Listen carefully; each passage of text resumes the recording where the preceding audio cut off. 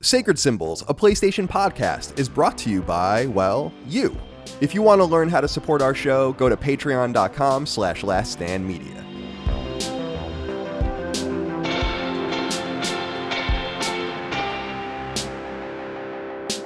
Greetings and salutations. Welcome back to Sacred Symbols Plus, a PlayStation podcast supplement. My name is Colin Moriarty. I'm joined today by a menagerie of people, including the Sacred family, plus one. Let's go around and say hello to everyone. Let's start with our guest first, actually. Gene Park from the Washington Post. My friend, good to see you today. How are you? Colin, it's very, very good to see you again in the stream now, or on video. It was in the Matrix. Very cool to meet you at your wedding. It was very surreal, wasn't it? It was crazy. I understand your point. I was just listening to your Sacred Symbols, the wedding constellation episode. I'll get to where I was, but I appreciate your point about all these worlds like clashing together, because I'm just like you.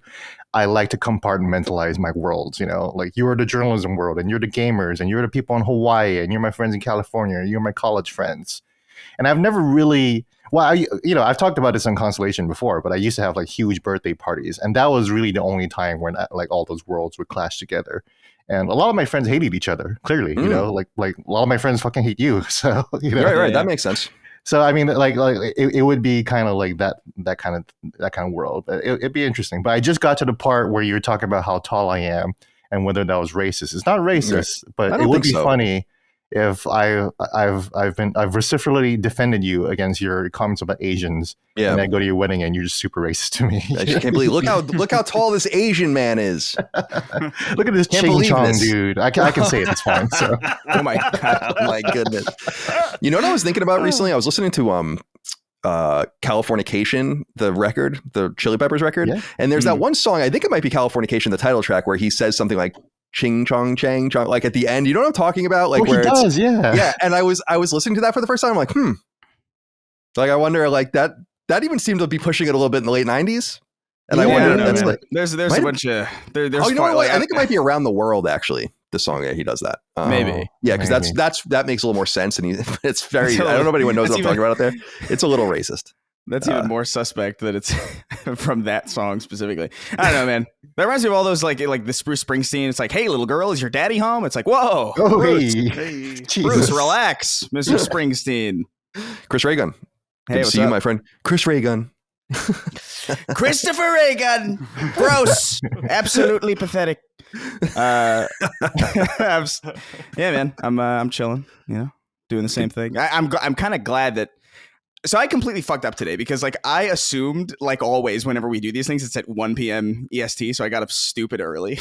I was like, yeah, I'm gonna get all this shit done, and then I sat down at 10 a.m. waiting for the email for like 5 minutes. And I was like, oh, I think I might have made a wee mistake. But I had so many. I had a whole nother morning left. So I was it's the second morning. Yeah, it's great. I was like, oh man, I'm gonna do my dishes. Did you go back to sleep or? No, I was too awake. I was like jonesed on coffee and all this stuff. I popped an edible. Oh, good. Nice. So I'm feeling pretty good.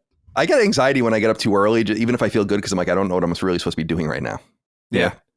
Like there's nothing for me to be doing right now. Well, it's good to see you. I was out there. I had a little bit of a morning myself because it's been really nice here. And then it hadn't froze overnight until a couple of days ago and just murdered all of the annuals. The annuals were really pushing it. They were really thriving out there this year. Had to go pull those all out today and cut down the grasses, the tall decorative grasses and all those kinds of things. Then we went, it's official now because we went to Bank of America, Micah and I, and we got a joint bank account.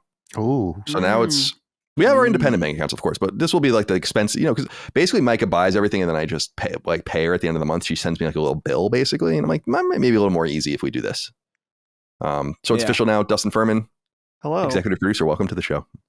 I've prepared not really for the Spoilercast. Well, I did prepare by beating the game, but I watched the first Spider-Man movie, the Sam Raimi one. I had to text Chris because one thing that really stuck out on this viewing, that I haven't seen this movie since maybe 2003 or 4 or something like that, was the fucking bus driver. No respect for Peter. He's driving away. Peter's slamming on the side. Bus driver does not give a fuck. It's one thing that his peers don't care about him. But the bus driver disrespects him by doing that twice. Like, what's going on here? Keeping a schedule. Yeah, I guess. But the other thing, you mentioned about that Chili Pepper song maybe having some questionable things. There's that part in that movie where he's like in the cage fight and he's like he's taunting the other guy. He's like, "Who got you that outfit? Your husband?" I was like, "Oh, Peter. I love Peter, it. You're done now. You're done for." Peter hates gays. I remember that line exactly. It's like, that's a nice outfit. Did your husband make it for you? Oh yeah. That's exactly it. It's awful. Micah pulled out in her vow to me a Spider-Man quote from that movie. Really? Got you for 3 minutes. That's what she said at the top. I got you for 3 minutes. That's how she started. 3 minutes of playtime. I love that. Dude, those movies are great. I still to this day love it. And I honestly, the third one was hard. When I was a kid, it was so bad. I watched it now and I'm like, this is fucking great. It's such an entertaining movie. I never saw the third one. It's aged so much better than I think it probably should. Because it's still a mess of a movie, but it's like, oh, there's a lot here. Yeah, I think I'm gonna watch them all. I think I'm gonna go straight through and do 2 and 3. Also. Oh, dude, you think Peter gets treated like shit in the first movie? The second movie is just Peter torture porn. It really is just like the whole movie. He's getting shat on by the universe. It's awesome. Good. I like it. Well, Spider-Man 3 has really good action scenes. I think people don't give enough credit. Who's for the bad guy in Spider-Man 3? Is it like Hobgoblin or something? It's Sandman. It's Sandman, New Goblin, and Venom. Oh, okay. So I never saw it. I never saw the third one. I saw the first two, and I really like the first one a lot. The second one's good too. The guy who plays Dr. Octopus is awesome. Yeah, Alfred Molina. Yeah, he's great. And then I saw the first one of the second, like the ones that no one talks about anymore, on a plane to Europe once. And that was Garfield. The Andrew Garfield, yeah, like no one seems to really. And that was with Electro, I want to say, was the bad guy in that one. Yeah, that was Amy Fox. Yeah, that was the one where Electro's superpowers helped fix his teeth. You know? Yeah, exactly. Yeah. He gets in his transformation sequence. In the transformation sequence, it fixes the gap in his fucking teeth, and now he's handsome and becomes Jamie Foxx. and they make a point to show it, dude. That's what I love about it. Yeah, it was specifically storyboarded out. Like, okay, in this shot, we're gonna fix his fucking teeth. You know? Yeah. So dumb. And then the newer ones, I'm not, which I guess are like MCU ones proper, right? I haven't seen those. Yeah, it doesn't matter. They're fine. All right. Well, speaking of that, that's a real high note to go on Spider-Man. Spider-Man 2. We're gathered here today to talk about it. PlayStation 5 exclusive. They haven't announced new sales numbers, which is interesting. I suspect it's probably doing very well, but I don't know for sure. But 2.5 million in 24 hours they announced. And I think I have it up here. The date. Yeah, October 20th specifically, right? Because I got married October 28th, so I tried my hardest to squeeze it all in before that. I don't think I succeeded, but I did platinum it. It's my 150th platinum trophy. And we talked about it a little bit on Sacred Symbols, but obviously we like to expand our thoughts in a much more robust Spoilercast and review discussion. So remember, we're going to spoil the game here. You should definitely play it before listening to this. There's no reason why you shouldn't play Spider-Man 2. This is one of the few games where I feel like universally we should all be playing it. I think I said on Sacred that on my friends list, which is 2,000 people, just random listeners, I'm playing Rogue City right now, the RoboCop game, and it's like me and one other person, right, are playing it. And so it'll be like Colin Moriarty plus one other, and for this, it's like Colin Moriarty plus 689 other people or whatever. I'm like, holy shit! So this game has been long awaited. We have a lot to say about it. We wanted to get Gene involved because he obviously covered it over at the Washington Post. And Gene, let's start with you since you're our guest. And I guess if people read your review, they already know how you feel. But let's go around the horn and say how we feel about the game. There's so much to talk about. But I mean, what are your thoughts on Spider-Man 2? Was it worth the wait? Kind of a 5-year wait or a 3-year wait, depending on how you look at it, I guess. And I'm curious how you feel about Spider-Man 2 now that we've gotten to marinate a little bit. Yeah, it feels like a 3-year wait because it definitely felt like Miles Morales was definitely a sequel, you know.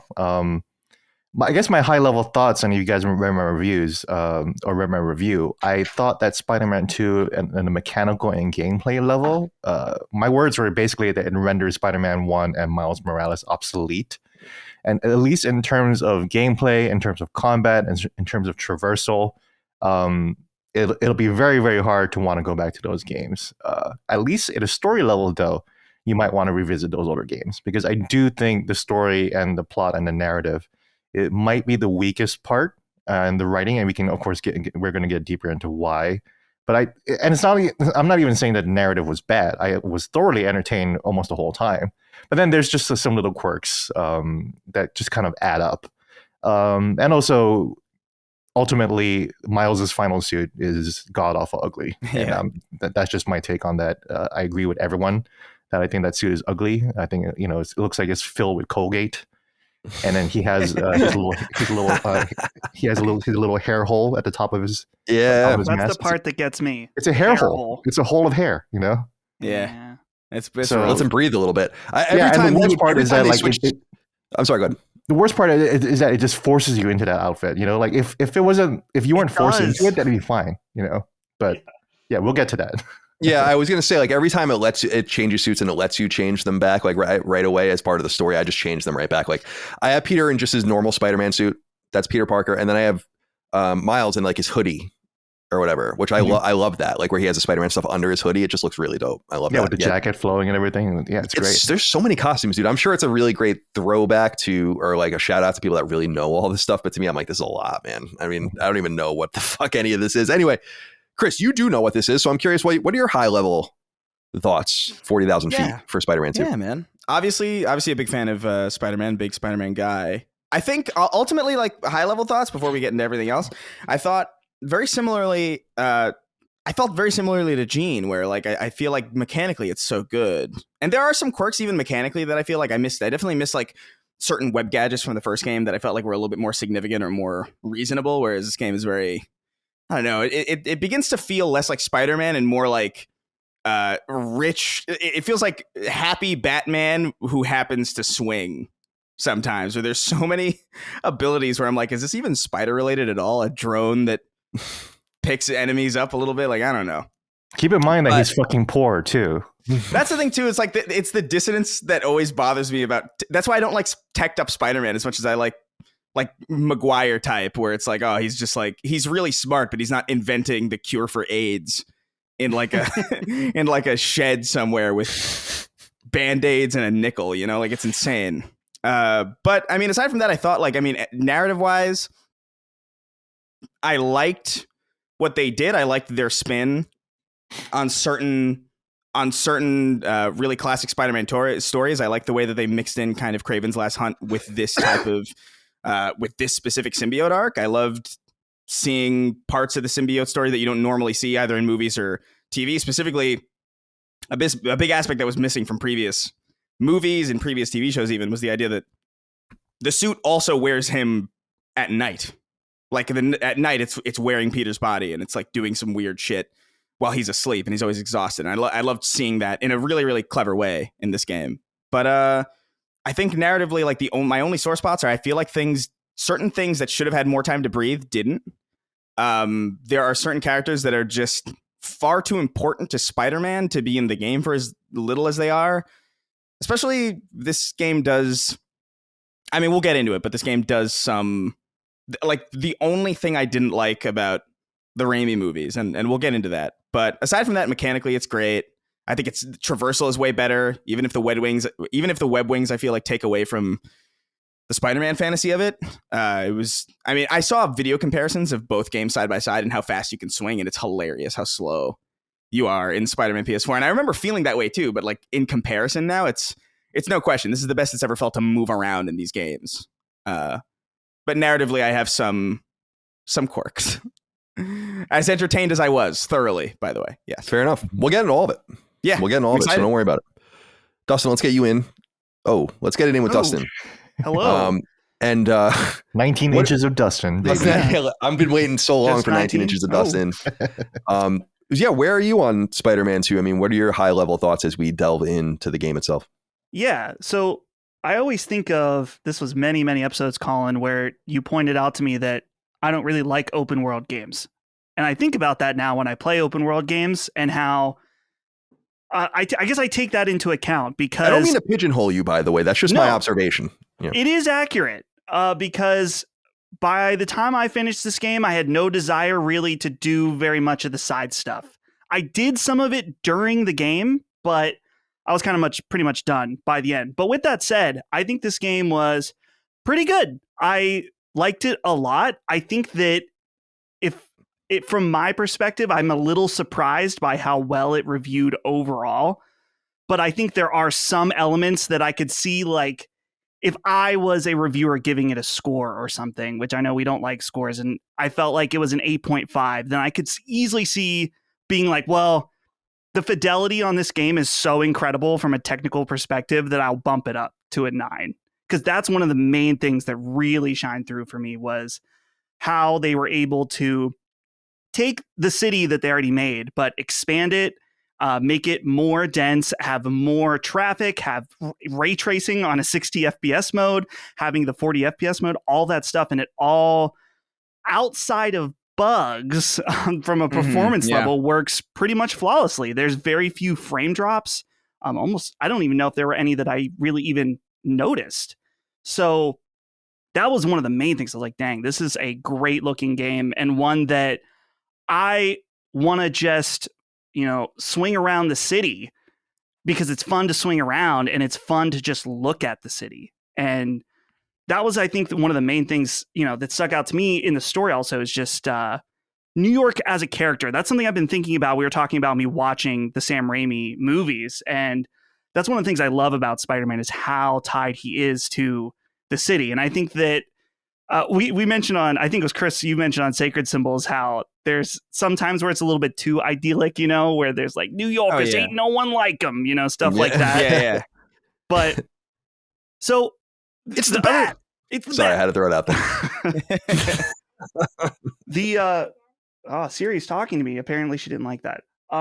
Anyway, so the other thing I'll say is just that as far as Kraven, fuck him. I hate him. I don't care about Kraven. I thought Kraven was boring as fuck. I understand I understand what they're trying to tell you, his motivation, but I don't really understand it. Maybe you guys can explain this to me and help me turn around on it. But it wasn't really until the Venom shit kicks in that I was like, damn, this is getting cool.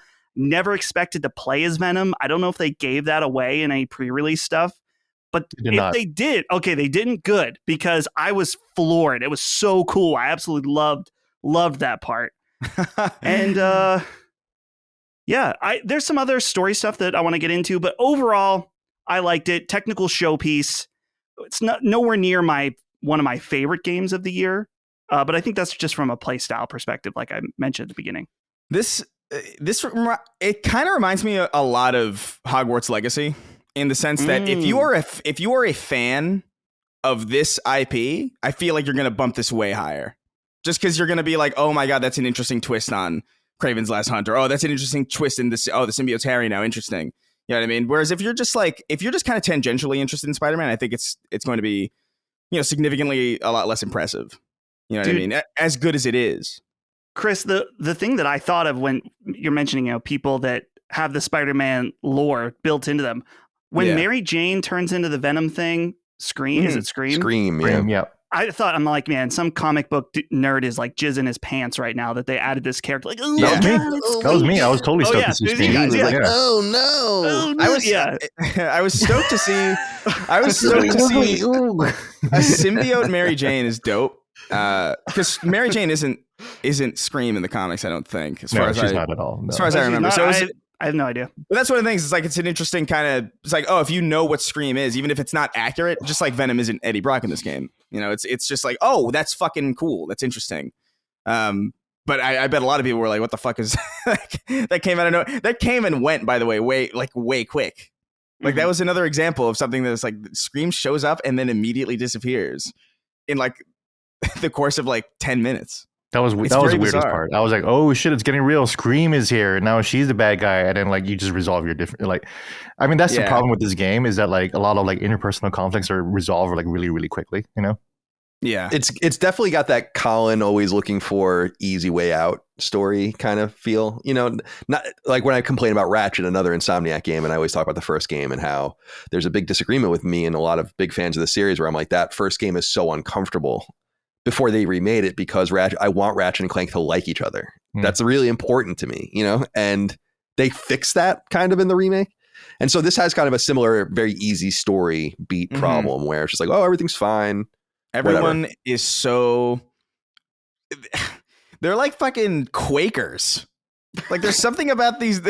Like Peter Parker and his friends act so absurdly Mormon in this game. It's weird. Like it's jarring. Yeah, I'm going to get into that because I texted you guys on the Sacred thread on iOS just saying like the only characters whose motivations make sense in this game, in my opinion, are Wraiths. Like, she's the only character that I actually relate to in this game. And I've always liked Punisher. And Chris, I think you said that she's like very Punisher coded, and I'm like, absolutely. And I think the Punisher's always been dope to me. That idea. Yeah. I like the guns and the idea of a superhero that just uses guns and stuff like that, and isn't really special in any way. The first season of that Punisher show is actually really good too, even though it didn't go anywhere interesting. It's a cool idea, like it's dope, or whatever, you know. And I actually really struggled. I was so. Let me give you guys a little background here, although I think people that listen to Sacred or so many people follow my trophies stuff, it's scary. Like, I'm looking here, I have 545,000 views just organically on my trophy list on PSN profiles. It's very weird. So people are following those things. For people that didn't know, I followed, which would be most of you, I played Spider-Man PS5. So I played it back on PS4, obviously, but I played it on PS5 in mid-October, and then I played Miles Morales on PS4 so I could get those trophies, but on PS5. And then I played Spider-Man 2 all in an order and platinumed all back to back to back. And to kind of buff up. And I do recommend what was said earlier. I think, Gene, you said it, is I think that you should definitely replay Spider-Man and Miles Morales before you play these games, or at least watch some sort of like, you know, what did we used to do at IGN? Rewind Theater or whatever. No, that wasn't it. It's like 5 minutes. We would tell you stories in 5 minutes or whatever. Yeah, in 5 minutes. Yeah. Right. That's what it's like. Why do I not remember? I used to write those. So, you know, like... what the fuck are we even talking about anymore? But I highly recommend you familiarize yourself with it, because I like Spider-Man a lot. It's kind of how I feel about Batman. Batman's probably my favorite superhero, and Spider-Man I think would be my favorite superhero on the Marvel side. But I don't know a ton about them. I'm just very attracted to those characters and to their villain rogue. I was gonna say Rogue Galaxy. There are rogue galleries, and of course, like their universes and their stories. I especially love Gotham, just in completely fucked, you know, American metropolis that's just totally under the weight of this oligarchy, and it's just good shit. But I don't really know a ton about them. So it was a really nice primer for me to understand the nuances. For instance, in this game, in Spider-Man 2, you run into Tombstone, which I thought was kind of cool. And he's kind of like reformed. And it's like, well, I just played the whole Tombstone thing in Miles or whatever it was, a week ago. And I really remember it, as opposed to I know myself well enough, and I know I just churn through games where I'm like, I would have no idea what the fuck. I would have been like, oh yeah, I remember this vaguely, and something happened with him or whatever. And I also recommend you guys play the DLC out there if you can too, or at least familiarize yourself with the story of that too, because I also felt like that was quite relevant for some of the side characters that you meet along the way, like Black Cat. So here's what I'll say about Spider-Man 2, though, with that aside, is I think it's great. Again, it's the way I feel about God of War, where I'm like, this is great. Whether you or not you give me more of this, I don't know that I care. It seems fairly clear that they're going to do more, which I think is reasonable from a capitalistic standpoint, and maybe from a critical standpoint too. Obviously, I mean, it's a huge game. A little disappointing because that's resources that can't be used on something else. But I think here's what I think about this game. I think it's really tight. 25 to 30 hours to platinum, I think, is perfect. I am really put off by the complaints about that specifically, because you're fucking everything up if you complain about that. That's what we need. Yeah. Like, that's what PlayStation needs to do to survive. And that's like what we need as players, just a few times a year from them. And then maybe once in a while you get a much meatier game. And then maybe once in a while you get a really, really tight Last of Us. Even that would be 20 hours long or something like that. I was just really put off by people complaining about the meat of the game, because I thought it was the perfect length. And that was coming off of Spider-Man 1, which I think kind of stays around a little too long, and Miles Morales, which I kind of think is even better from that perspective, although it is one of those smaller First Light style interstitials, or a New Blood or whatever. And so I really, really like it from a gameplay perspective. It's fun to play. I agree that the wings don't really do it for me, but the thing about that is that you're so slow when you use them anyway, unless you use the drafts that are there, that it kind of precludes you from using it, at least in my opinion. I want to go fast. And the combat's fun. I actually think that and again, playing them back to back to back, especially comparing the first one to the second one, they pared a lot of stuff back, which I think is really good. There was way too much shit going on in the first game with like all the different gadgets and all. It's like, no, dude, just map things permanently to buttons and let me learn them and learn how to use them, and don't give me too much. And with Miles and Peter going back and forth, especially at will, usually you have this whole thing to explore, which is cool. I think, Dustin, you might have touched on it, like the technical level of the game is something that stands out for me, but not only in its beauty. It's a beautiful game. It's also a really full version. Dagan was actually saying, I think, that he noticed the difference between 1 and 2 just playing them so close to each other that like 1 feels just like empty, almost like a movie set, and 2 feels like it's really there. And I'm not from New York City, I'm from Long Island, as people know, but I know New York City pretty well, and feels right. It's very truncated. The addition of Queens and Brooklyn is cool. They're not where they're supposed to be. It's a little weird in that sense, but I think Queens especially feels awesome. It's like, it almost feels like a little taste of the Long Island I'm more familiar, like, Long Island, I'm familiar with the Queens and Long Island merge. And so I was like, yeah, it's cool. It feels quite familiar. But from a technical level, and I said this on Sacred Symbols, I was astonished by the quick travel system. I don't know if other people are beating this drum as much as I am, but it's like the most astounding thing ever. Like, I love it. It's incredible. Yeah. You can select. It's not like you're going it's not like you just go to 4 or 5 different places where you can imagine they have these pre-render, like they're ready to go in this and they load them quickly or whatever. It's like, no, you really can just go anywhere you want. And it loads and you can see the tricks they do. They don't give you control. He jumps in. So it gives it like another second to catch up and all of that. But I'm like, I know it's weird, but I'm a single player guy. Like, this is the future of what these kinds of games will feel like and should feel like, going between characters, lots of kinetic action, lots of things springing up. And the other thing I want to compliment it on is the design philosophy behind the game. I can tell that they sat down in a room after the first game and were like, we need to figure out a different way to present people with things to do in the world, because they're obviously, and they have the telemetry. I would imagine a lot of people play like I do, where you harvest the shit out of everything if you want to play the game completionist. So it's like, oh, postcards are out there, I'm going to go get all the postcards. Oh, photos, I'm going to go do all of the photos. And they're like, no, you can't do that in this game. It really only tracks where you are and where you're looking. And I love that little change makes it so that you really can't play it the same way. You have to kind of approach it a different way. And that really stood out to me specifically because I played them back to back to back. You kind of do have to play it more to the vest, go through the golden path, do as much as you can. And there are just going to be things afterwards. Like, I beat the game and I wasn't even sure what I was missing because I knew I was missing stuff. And I'm like, where is it? I must have not gone to the appropriate place or done the appropriate thing. And I liked that.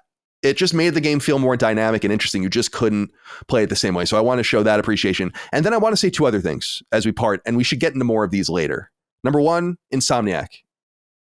Sony will be fucked without Insomniac. Yeah. And for as bad as the Bungie purchase looks now, especially hearing rumors that Bungie basically wouldn't even survive probably without Sony now in the same way that it currently exists as 1,000 people. On the back of that is like a $229 million purchase, like a complete steal. Without Insomniac, PS5 would be absolutely fucked.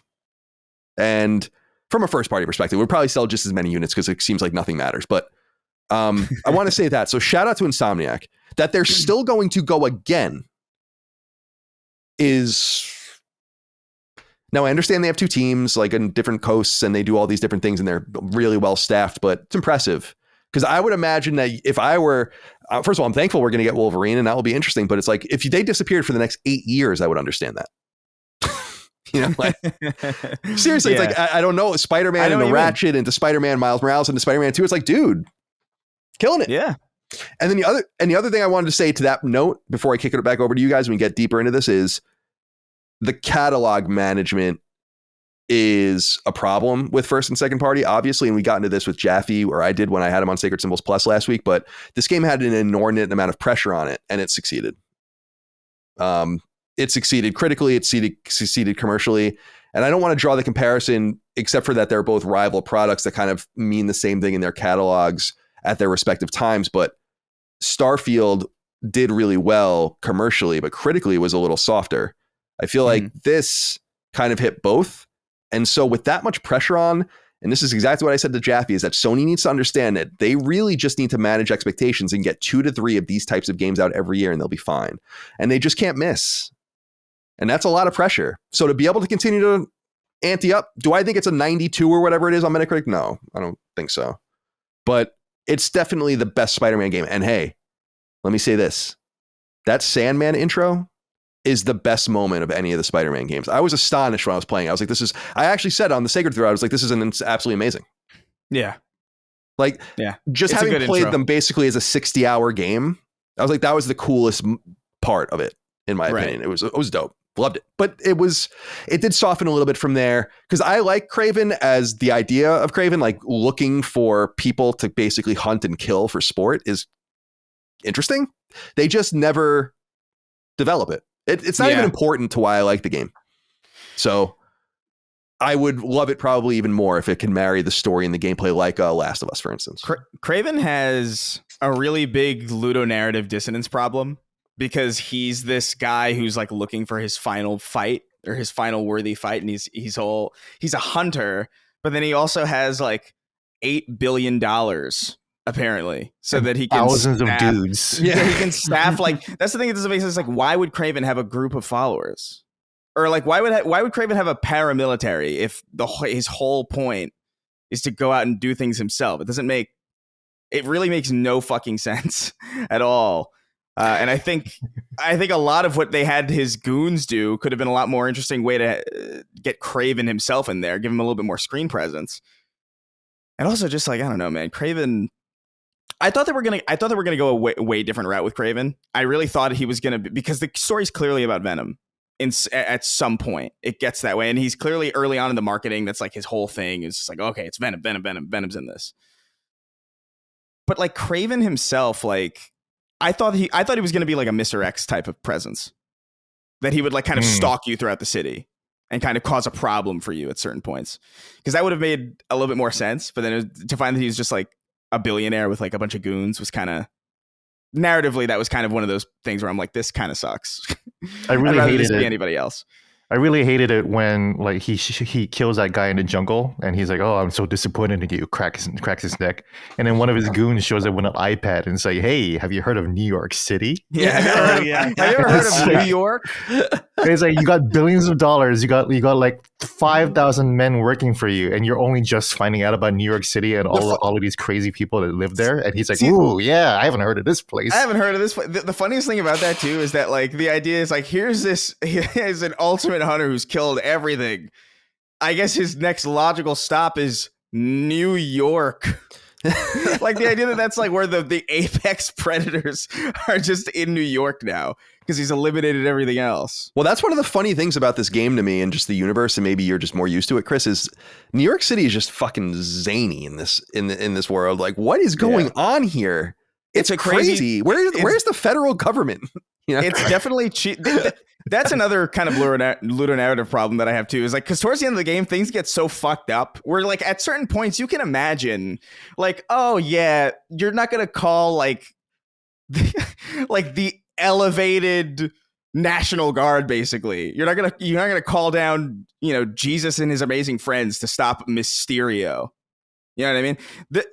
It makes sense to me that Iron Man and the Avengers, which have a tower in this game, are not present for most of it, because it's like, whatever, a fucking rhino, guy killing a serial killer. What the fuck? Who cares? Right. We're fighting a sentient cloud in Andromeda or something. I don't know where the hell they are. But like, shit gets so fucked up towards the end of this game where it's symbiote Manhattan, which by the way was an awesome set piece. I like prototype. It's exactly like a prototype, buddy. It's exactly like there's an attack. You have two prototype fans on this podcast by here, by the way. Now, so. There's an attack, by the way. That there's a symbiote special move that is straight up out of prototype. Yeah, it felt a little prototype-ish. I have it in my notes. Where like you kind of explode your tendrils all over the place. That's I love that out of prototype. Yeah, that is straight out of prototype. But that's another area where it's like, oh my god, symbiote Manhattan, where I can. And what's so awesome about it is like you can swing. It gives you a logical reason for why Spider-Man can now swing from everywhere. Like he's not limited at all. It's like, because there's always some branch above him now. And it's like, this is such a cool environment. And then it goes away. You know what I mean? It has no room to breathe. You don't really get a sense of what symbiote New York is like, which is like such a missed opportunity to me. It's crazy. Like there's not like even just like specific side missions for that type of New York. You know what I mean? This is what I mean by like certain parts of the game that are really awesome. Just they kind of show up and go away like real fucking quick. Like Symbiote Manhattan was awesome. And the coolest part of the game for me. That was when I was like, oh, we're going completely out of pocket with this one. Well, let's talk more about these characters as we get to that part of the game. I'm curious to talk to you guys about Peter and Miles and how you feel about them finally. I mean, they're together in the DLC. They're obviously together more in talking to each other in Miles Morales over the phone. So it's a lot of exposition or whatever. But it's cool to see them together. Micah kept remarking as she watched me play it, and we were remarking this through all of the games, especially the first one, because Peter's not so much in Miles, is why is... I know that this is who Peter Parker is, but he comes off as such a loser in this one. And like, he just can't... There's nothing really lovable about it.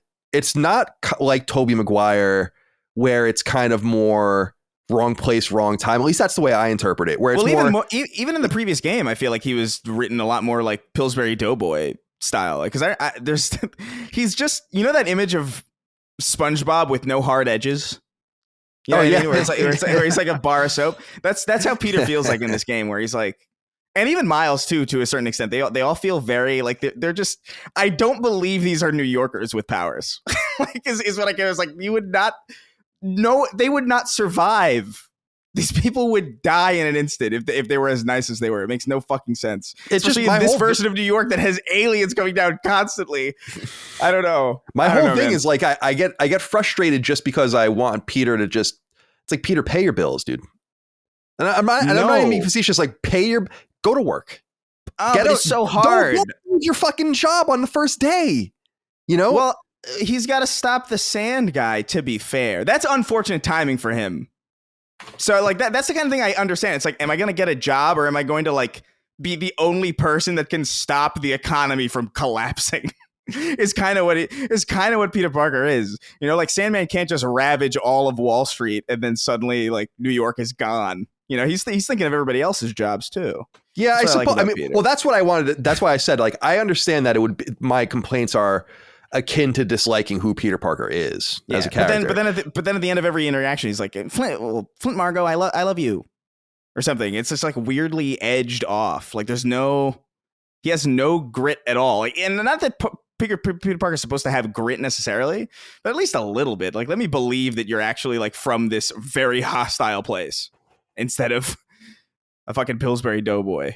Well, that's what I sent it to you guys on the thread, where I said Wraith at one point says something like, you are too focused on being good and not doing good. And I'm like, yes. Why don't you understand this? You know, like, again, she's the only one that makes any sense to me. But Dustin, let's get you in on here. Peter, Miles, I mean, how are you feeling about the characters, the protagonists interacting with each other? My whole thing here is like, Peter, get away from Miles.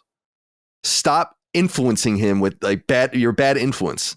Leave that boy alone. Yeah, like leave that boy alone. That's my whole thing. What do you think? Yeah, well, what's funny that sticks out to me. So Peter, if I'm looking at Reddit correctly, Peter was 23 in the last game, and it's been 2 years, right? Yeah. So he's 25 now. Yeah, but he looks 8. Yeah. So one thing that really stuck out to me that I thought was really weird is that I understand, you know, Harry's been gone for a long time. They're happy to be back. Harry now has powers like them, like, you know, like him. They've got something in common, and they go and they just totally fuck up the new laboratory or whatever, the Aunt May Foundation, whatever. There's that whole part where they're like, let's test out your powers. And it's like, and they're just like breaking shit. Like, what are you guys doing? Oh yeah. And then, you know, his dad comes in, Norman Osborn comes in, and the place is totally fucked up. Like, what are you guys doing? Yeah, like, totally. In what reality, you know, did you think that, oh yeah, just test in this brand new facility? But I mean, it was very gay coded. Like, you know, your dad walks in and like the whole place is trash, and like they're just like laying around on the couches. There's webs everywhere. Yeah, and they're just like goo everywhere, you know. Interesting. I didn't read it like that. That's that's an interesting. Spider-Man, shooting rope.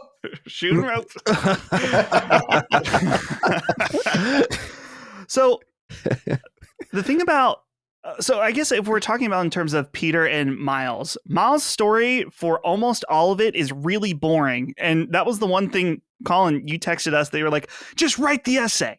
Just write the essay. Oh my God, dude, it's 500 words. I write 500 words in 10 minutes. What are you kidding? Yeah. He's like, dude, he's another SpongeBob meme where he's like, you know, and that's like all he writes after like 8 hours. Dude, is that real? Like, do people really struggle to write 500 words? That's just I hurt for people's souls, man. Yeah. I just wanted to say that. So you gotta read. I think he just has. I think he just has ADD. I think he just has ADD, is what it is. I think he, like, clearly, because like I bet he could finish that paper and I bet he could only finish those papers 10 minutes before it's due. Yeah. That's how I was too for a long time. I'm like, I can't do this. And then get like some Adderall, maybe. yeah, Yeah. maybe. So the thing about Miles, at least, is that I really actually think that his character arc is way more interesting than Peter's, because it's earlier on. I'm trying to remember what the exact scene is, but there's the part where there's the Carney guy that, Colin, you mentioned him, that he like was an enemy and now he's like trying to live a good life after. Tombstone. Tombstone. Yeah, Yeah. Tombstone. So there's like this element where Barney. Peter, he works at Coney Yeah, I Island. love it. Small hands. So Peter has this desire, and there's a part where you're in like Peter's mind or something, and there's like the jail cell where it's like Peter's he doesn't want people to be locked up forever, but he's never successfully been able to reform very many of the criminals that he's put away. They just stay bad. And that's the one thing in the end that Miles is able to do with Mr. Negative. And that's one of my absolute favorite parts of the whole game. The whole story is that in the beginning, you're like, holy shit, Miles is going to kill this dude. Like he's ready to just fucking murder him. And then by the end, they have this like beautiful moment where Mr. Negative is like, yeah, I'm going to spend the rest of my life trying to repay the shitty thing that I did. And the fact that Miles is able to forgive him and there's that reformation, I'm like, dude, that's awesome. That's something that in comic book stories, I guess in the ones that I see as far as like movies and games, I'm sure they're in actual comic books since there's so many stories. But at least for me, what I see, I'm like, that's part of the element that's never really talked about, is that they just get put away and then they eventually come back and they're more evil and more powerful than before. So, and especially too, the fact that Mr. Negative is able to give his powers to Spider-Man in order to help him, get the anti-venom. I thought that was amazing. So I really, really like that aspect of it as well. Everyone else I don't really care about. Mary Jane, meh. Like, I get that they really tried to push that dynamic to lead up to the fight where she, gets the venom abilities, where it's like, you never cared about me and my what I wanted to do or my dreams. And I was like, you were really, really pushing that this whole time, but I never felt it. So I understood what they were trying to do, but I don't know. That didn't really work for me either. Yeah, and then Mary Jane and Peter have no chemistry at all. Yeah, they were worse in this game than the last game. Yeah, that's what I'm saying. It's like there's certain there are certain parts of this where it's like you just wrote this worse. Like they're so much less. They seem so much less compatible or like less interesting, and that's what bothers me about that Coney Island sequence, because I'm like, I hate everything about this. None of this feels real. It feels like fucking Five Nights at Freddy's in the wrong place, because I feel like they are the animatronics. It's bizarre, that scene. It's like, boys, you're both beautiful. and then Harry says swish swish bish, which is quoting a Katy Perry song specifically. Yeah, it makes me lose my fucking mind, because I'm just like, these are not New Yorkers hanging out. Like, it's just, I don't buy this at all. You don't have to be like a criminal, but like at least have some layer of like, I'm a real person. They really, I don't know, man. There's certain people and other characters, I feel like they got it way better. Like for even though Kraven was handled bizarrely, I was really into the Kraven thing, like a lot, outside of the Ludo narrative bullshit of him having 2 million goons. But I thought his reasoning was compelling. Like, oh, he's not. At first, I thought they were going to go the symbiote Kraven route, because they do kind of plant the seed of like, the suit goes to heal, kind of, because Peter Parker's almost dead in after they fight, and he's like going to die, and then the symbiote notices that and saves him. And I thought because Kraven was going to die, clearly he had cancer or something in the game, that they were going to be like, oh, it's going to be symbiote Kraven. And not that I think that wouldn't have been. I don't care about Harry at all, I think is my issue, really. Like, I appreciated their friendship, but the second like he was like, I want to heal the world, and it's like, oh, like I don't know. I'm not really into that. The Venom that I'm used to is kind of like an idiot, and I like that Venom, especially in like the PS. If you ever played like previous Spider-Man games, the PS1 game specifically is hysterical. I was watching clips of that actually, because I haven't played that. I love his Venom. voice acting's awesome. Yeah, it's awesome. It's definitely campy, and like I don't expect them to do something like that. But like this whole, I don't know, the idea that Venom had this weird goal kind of threw me off. And I was like, I kind of was more interested in seeing whatever the hell was going to happen at Kraven if that had happened, because like what happens at that point?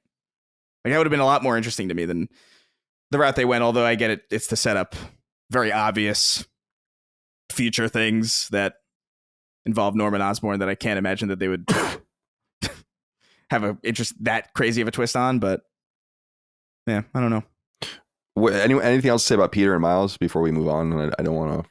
I think, yeah, I think from my part, it was very clear that Peter was the driving force of the narrative, and Miles. They really tried to make Miles not a side character, but ultimately he was, because Peter's off doing like, I have to stop the alien, and oh my god, the alien is on me now, and then oh my god, all my relationships and everything is happening, and then I have to talk to Norman, who's Harry, and everything, and then Miles is one trying to write his essay, and then two, I guess, like trying to get over his revenge boner that he didn't really have in the other game, and he's trying to build a museum. And he's learning about how funk influenced hip hop. Which I think it was the most cringe line in the entire game. It's a direct line from funk to hip hop. That's like saying Jerry Moriarty is a direct line to Colin Moriarty. That is what it is. It just felt like that's part of how the dialogue is like so cringy, but also like condescending. And it's like that's what reminded me, like, okay, maybe they're just writing this game for children. This is Marvel Spider-Man, so maybe kids don't know that funk directly influenced hip hop. My thought was they were trying to do. You hung up on this. Yeah. My thought was that they were trying to do this kind of. You have Spider-Man in his like when he's like 28. How old is he in this game? 25. 25, I think we said. Yeah. Yeah, Spider-Man when he was 25, where he's battling aliens and he's doing all this insane shit.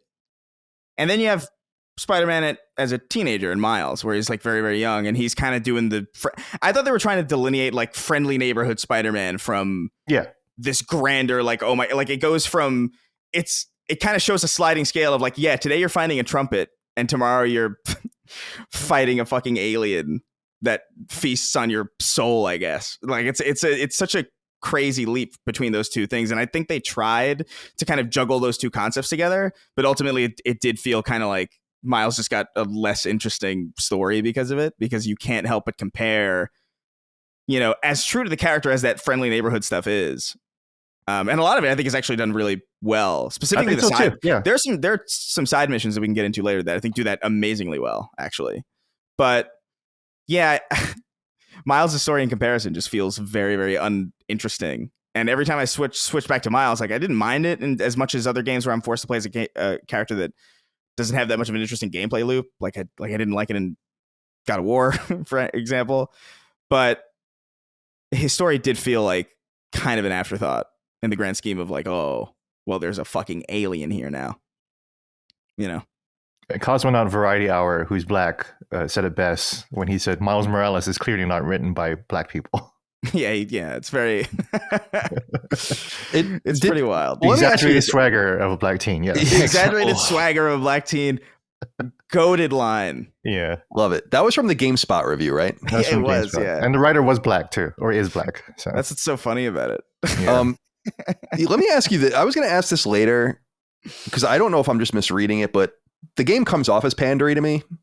But I don't know if I'm just saying that as like your typical white man or whatever. And I really don't like looking at things through that lens, but it just seems like, I feel like because it's not, first of all, New York City is a very diverse place just generally. So I think there's a representative there that, the game represents that really well. But I think that it's like, well, we have the deaf girls, like, cool. Love that. Okay. We have like Miles helping out the gay couple. It's like, okay. Love that. We have like like all these weird things, the music, like the African-American music thing. I'm like, okay. I feel like the more you do, the more it kind of removes the impact of having maybe just one or two of those things. Like I love that. I think her name's Haley, right? Or is that right? The deaf girl? The deaf girl, yeah. I love that character from Miles Morales. I think that character is awesome. Like I loved she's great playing through it again and rediscovering her. I love that at the end of Miles, she knows his secret, and I love that they're kind of falling in love with each other and all of that. And I love that they all know sign language and they're learning it for it. I just feel like that let a few of those elements shine, because otherwise it comes, in my opinion, and I could be wrong, it just comes off as so much like hitting you over the head with it. And I know Insomniac took some heat for things that they've done in previous games, like having the huge Black Lives Matter banner or whatever, or like graffiti and all that. I'm like, I don't know that I really care about that.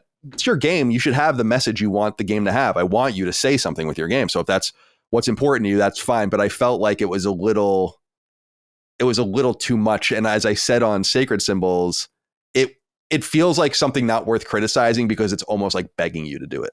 That's the way I read it. It's like, I fucking dare you, you know, to say something about this. And I'm like, okay, well, I guess I will. I took the bait. Yeah. Gene, do you think am I on, you know, onto something there, or how do you read it? I think your instincts are correct. It felt like, like I hate like being in this mindset of like trying to pretend to be the anti-SJW, because as I was playing it, I was like, oh, that's woke, and that's woke too, and then people are going to point that out too. Right. But again, it just feels like that they're putting it in there to kind of dare you to make fun of it, and some of it is pretty cringeworthy, honestly. You know, it just felt like that they were doing a checklist. It just comes off as genuine as Bungie saying certain things, and then they're just going to lay off all their other people and not really care about whatever, you know. But hey, they set the slogan, you know.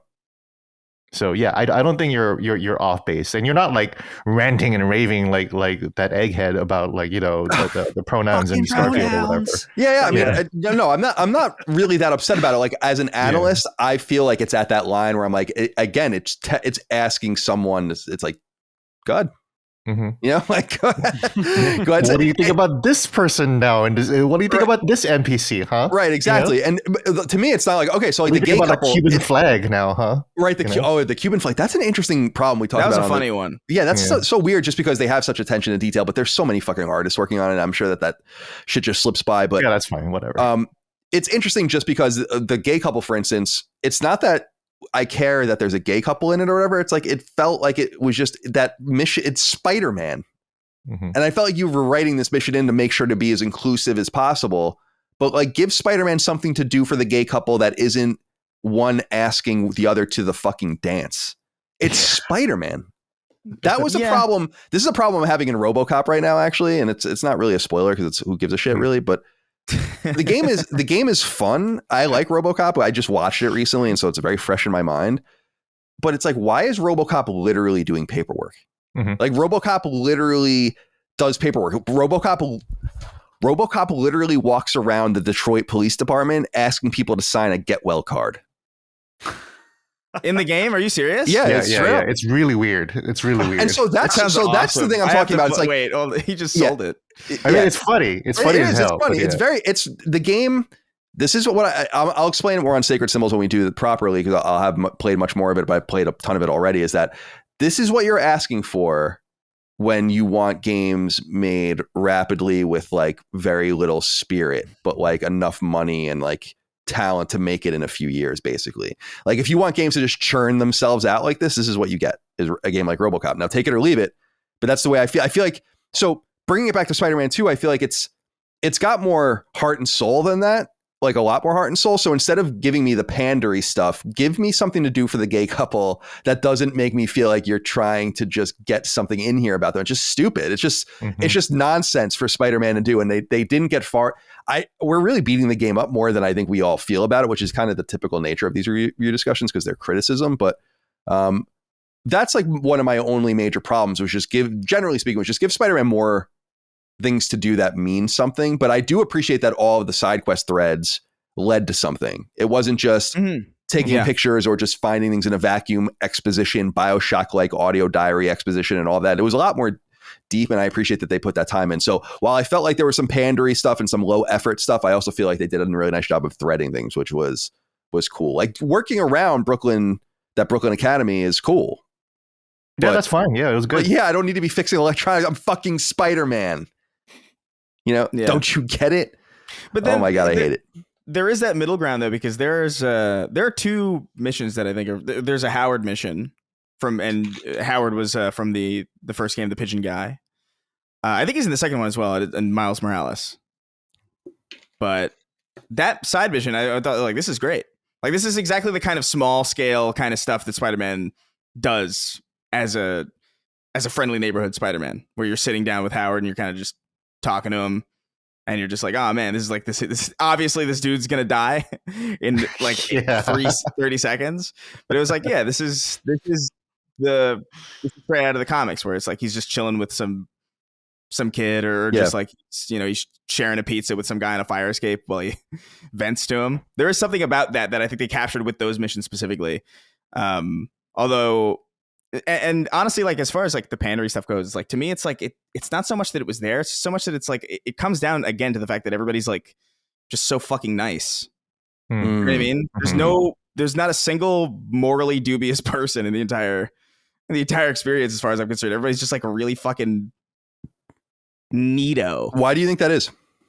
I don't know. I just think it's maybe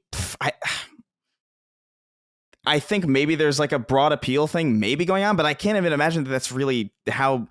I can't imagine that that's what focus tests would want. You know what I mean? Like just characters that just have no personality at all, outside of the fact that like I'm a good person who wants to. This is New York made by a bunch of Californians. Right? I know, but it's crazy to me because like I love how they weave kind of positivity into the overall environment, where it's like, oh, when you find out like Tombstone and Mysterio are like kind of reformed villains, like that's cool to see that, and that's like a nice sentiment. But then there's like this, I don't know, there are lines where it's where Miles Morales is hearing about like something during the Mysterio side quest, and he's like, yeah, I'm really glad he's getting some help. We all deserve to feel loved by her. It's like and because I was like, what are you fucking doing?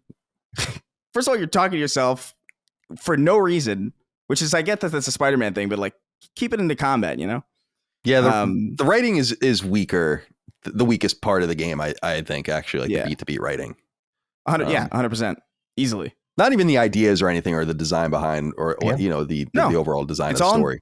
It's all in delivery. And I feel like, again, with that pandery stuff, I feel like there was a way to make that not feel as pandery, because you could just make it a little bit more, if you could just ground it a little bit more in realism, I feel like people would appreciate that. That's what I loved about all, like, I don't know if you guys went around and listened to like there's like a ton of improvised kind of dialogue throughout all of New York City with like certain groups. And if you just sit and listen to them, they're so unhinged.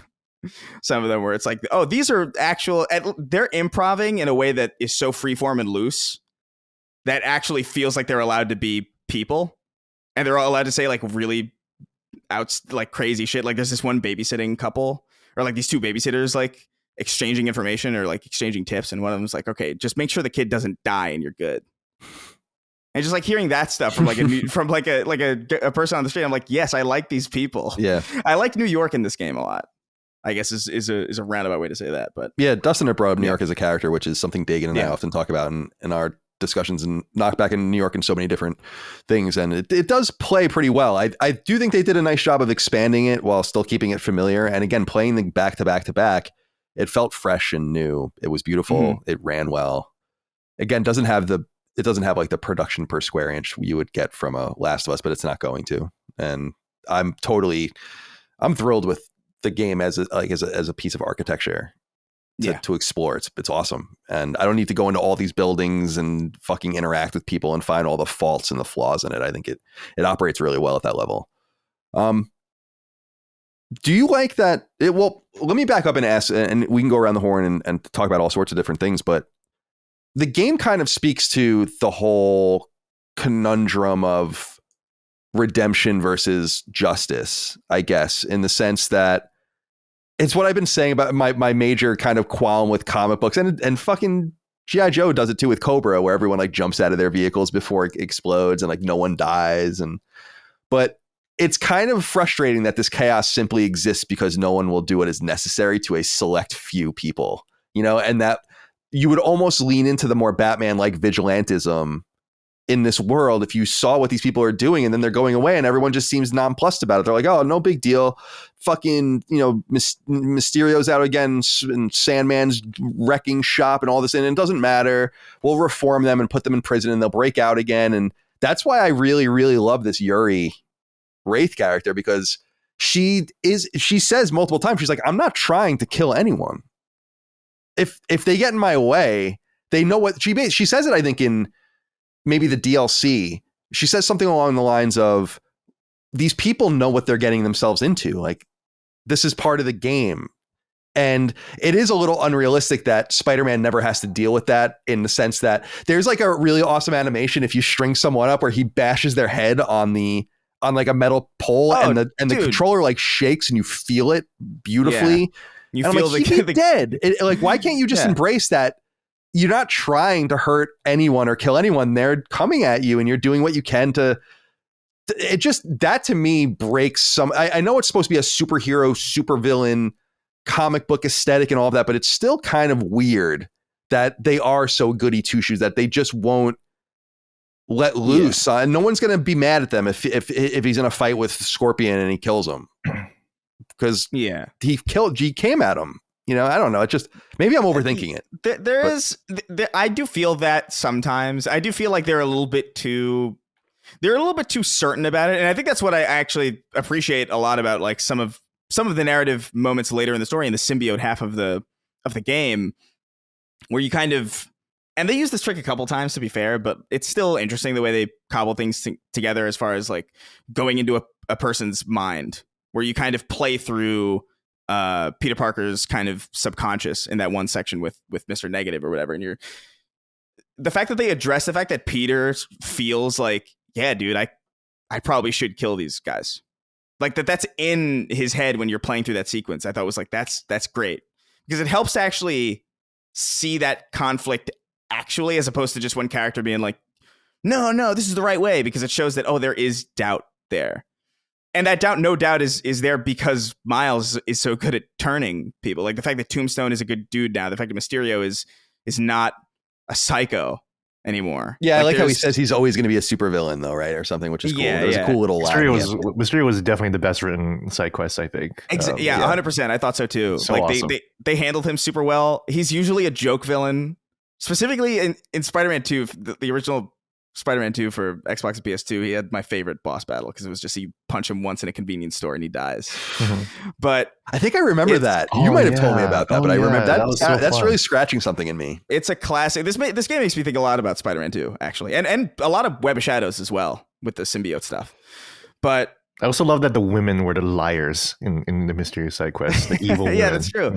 Yeah, that's what I mean. It's like it's handled so that whole thing was handled so great. Like, yeah, they're going to pin it on this ex supervillain, because who the hell would believe that he could actually change, and he's not behind this. I thought it was like super clever, and it gives reason for Peter to have that doubt in the first place, because I don't understand why Batman has that doubt at all. Joker is so comically evil. Like, there's no Spider-Man villain that is as comically evil as Joker.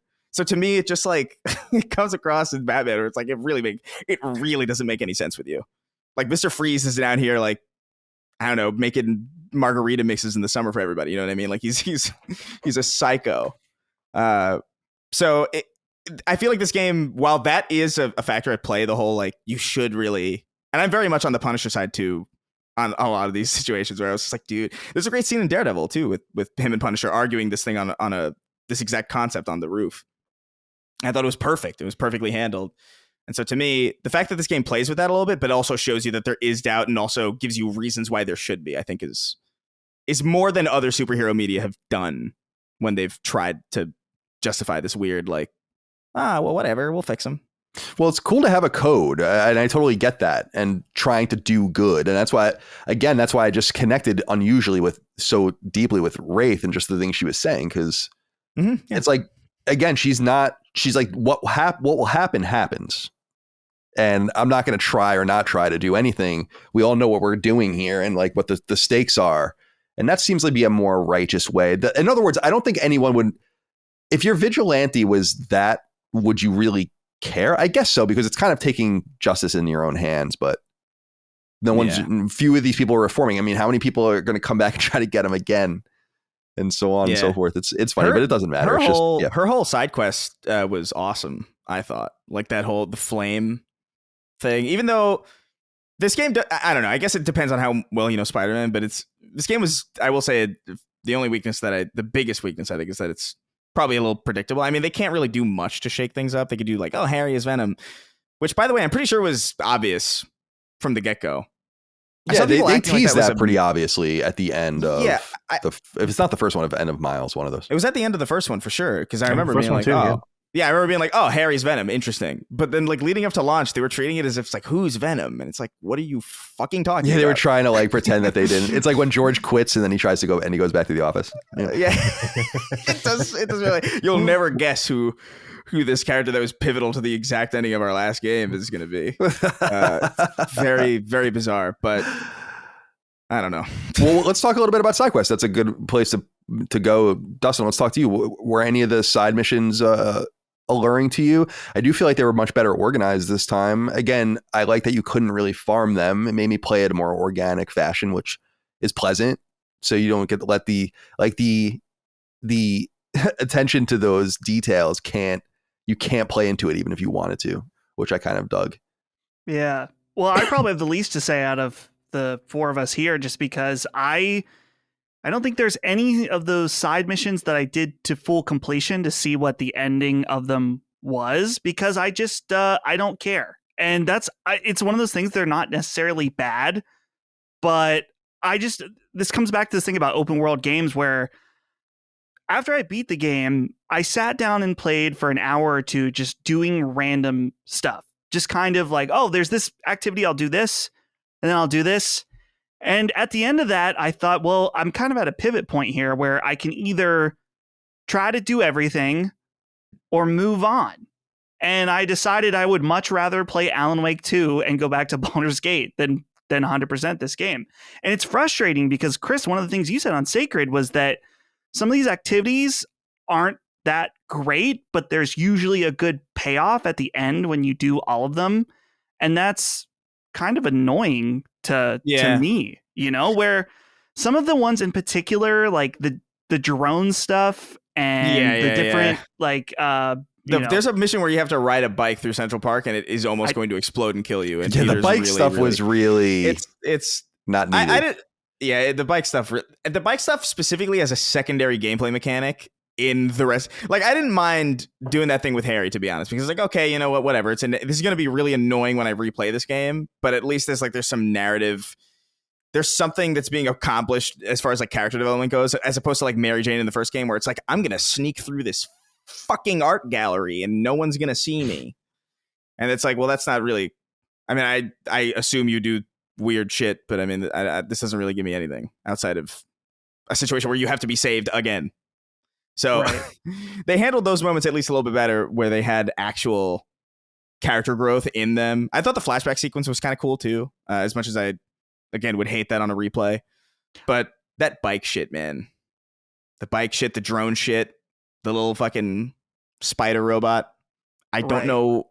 I don't relate to this decked out fucking cyborg Spider-Man, who, by the way, they make a direct note to like say, oh yeah, you have a 3D printer on the end of your on your web shooter that can print anything instantaneously. How are you poor? How are you Why poor? don't you sell that and then pay off your fucking mortgage? I don't want to sell. Spider-Man. I don't want to sell anything out of May's house because then all my memories are gonna go away. Invent a new alloy or something. I get that he's older. I get that he's super smart, but I feel like there's like a ceiling to his believable genius that like is shattered through. I think in both of these games, to be fair, I'm never gonna be big on Iron Boy, like Iron Spider-Man guy, where he's got like a drone following him around, and he's got like, I don't know, 8 other drones that do weirdly unspider-like things. It feels Ratchet and Clankish in some sense. Yeah. When you're doing the robot spider that you like go through the different like vents and shit. I'm like, oh yeah, this is like you can see those guys in this game. Those little tank missions. Yeah. In Ratchet and Clank. But that's the thing, Chris, is that the side missions are comprised of, it's very traditional open world. It's like, okay, either find these collectibles, go to this little arena and fight a bunch of guys. Fight the sand boys. Fly around and chase after this drone thing. Or the ones that they mix up and make you do different stuff. Yeah. All aren't very fun. They're all terrible. So that was the thing where it's like, okay, well, if I want to do everything else, it basically just means I'm going to be just doing some stuff that I haven't found to be that interesting, and then just fighting, doing like arenas, which is fun. But it's the thing for me where I am satiated at the end. And so this goes back to the thing about Hogwarts Legacy, where it's like, if I was a big Spider-Man guy, then maybe I would feel compelled to see like, oh, here's where they allude to Carnage or something like that. Like that would be cool. But I don't care about Carnage. I don't know anything about Carnage at all, but I know that he's alluded to, and that's cool for the people like him. That's Flame missions then, Dustin? No, my friend told me about it. Okay. He was telling me about that. Okay. Yeah, that's what I mean. Is like they have a lot of payoffs. They have a lot of narrative payoffs at the end of these, which I appreciated greatly because the last games didn't do that at all. Like they just said, like, okay, now you're done, you did it, which was kind of like, oh, okay, well, that was kind of underwhelming. This is how I think these kinds of things should be. Like if you're going to have content here that's not the absolute maximum quality of the game, even though like I would argue just get rid of that. If you're going to insist on putting it in there, then at least make it build up to something that is worth getting to. And I felt that a lot with the side activities in this game. I felt like they all genuinely led somewhere that was interesting, set up something that was huge for later on, presumably in the series. Like I like the allusion to Chameleon in this and how that I think it's the bot. Or not the bot missions, the drone missions. The drone missions, yeah. And the fact that it sets up Chameleon and you get to like wander through his apartment, and there's even like a Web of Shadows reference in there, which I love. It's there's a lot of payoff in those aspects, but it does like, it sucks that you have to. The only reason I did them in the first place is because it's like, oh, this seems like a lot more approachable than any other platinum I'm going to get this year. Because it takes like maximum 30 hours, easy. Yeah, you really can't miss them. The only trophy that was giving anyone problems if you didn't pay attention to it was the one where you have to kill 100 people or get 100 guys, I think, from your line that you make yourself. And some people are saying that that's like basically unfarmable at the end of the game, so you should pay attention to that. But otherwise, you can't. Yeah. Underrated improvement to the mechanics, by the way. I did appreciate the fact that you could literally like spin your own webs. That was kind of like, okay, it's dope. This is like a new actual Spider-Man thing that I'm actually doing instead of becoming, I don't know. It makes me, whenever Miles basically becomes Goku, I kind of roll my eyes a little bit. Yeah. Because I just don't know what, it's getting to the point where like so little of these are Spider. He's a lightning god at the beginning, like the first 30 minutes. He just like lands like, Peter, you need help? It's like what's that bright light in the distance? Could it be the exaggerated swagger of a black teen right there? Yeah. Just one other side note that I don't know where else this will fit in the podcast, and I know this is not really a side mission, but the moment that they show you that mini game where you're doing the DNA sequencing.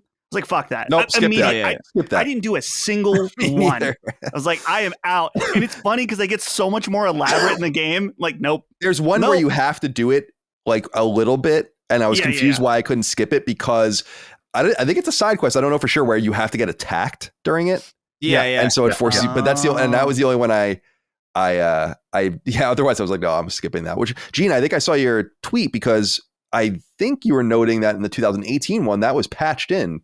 Later, the ability to skip all that nonsense, which I'm surprised they didn't. It was like, it's cool. I'm sure the designers tried, but I just don't want to do science as Spider-Man. It misses the mark. Some of them, I definitely did more of them than I did last time, but I think that's just because I was just like morbidly curious what they would be. I also skipped them all too. I'm not here for that experience. I'm sorry. Yeah, exactly. Like, why would you be? Especially on a replay. Oh my God. Yeah, sure. Like it's bad enough that we had to still go through the bike ride and like sneak to the high school. Like chemistry. Certain things like that, man, they just feel so hastily written. It kind of reminds me of like, and I'm so glad I just remembered. I felt like I was gonna forget this. The whole Danicast thing is horrible, dude. And it bothers the hell out of me. Not only because it's like, okay, I don't mind them not exactly understand. I think even Ben said like they don't know what a podcast is. Like, I don't mind that to some extent because it's a truncated New York. Certain things are truncated. I'm willing to suspend my disbelief that how I'm playing through the game isn't exactly how I'm experiencing it or whatever, right? Or how the characters are experiencing them. But like that Danicast lady knew way too much about what she was talking about in comparison to the characters that were like exactly related to it.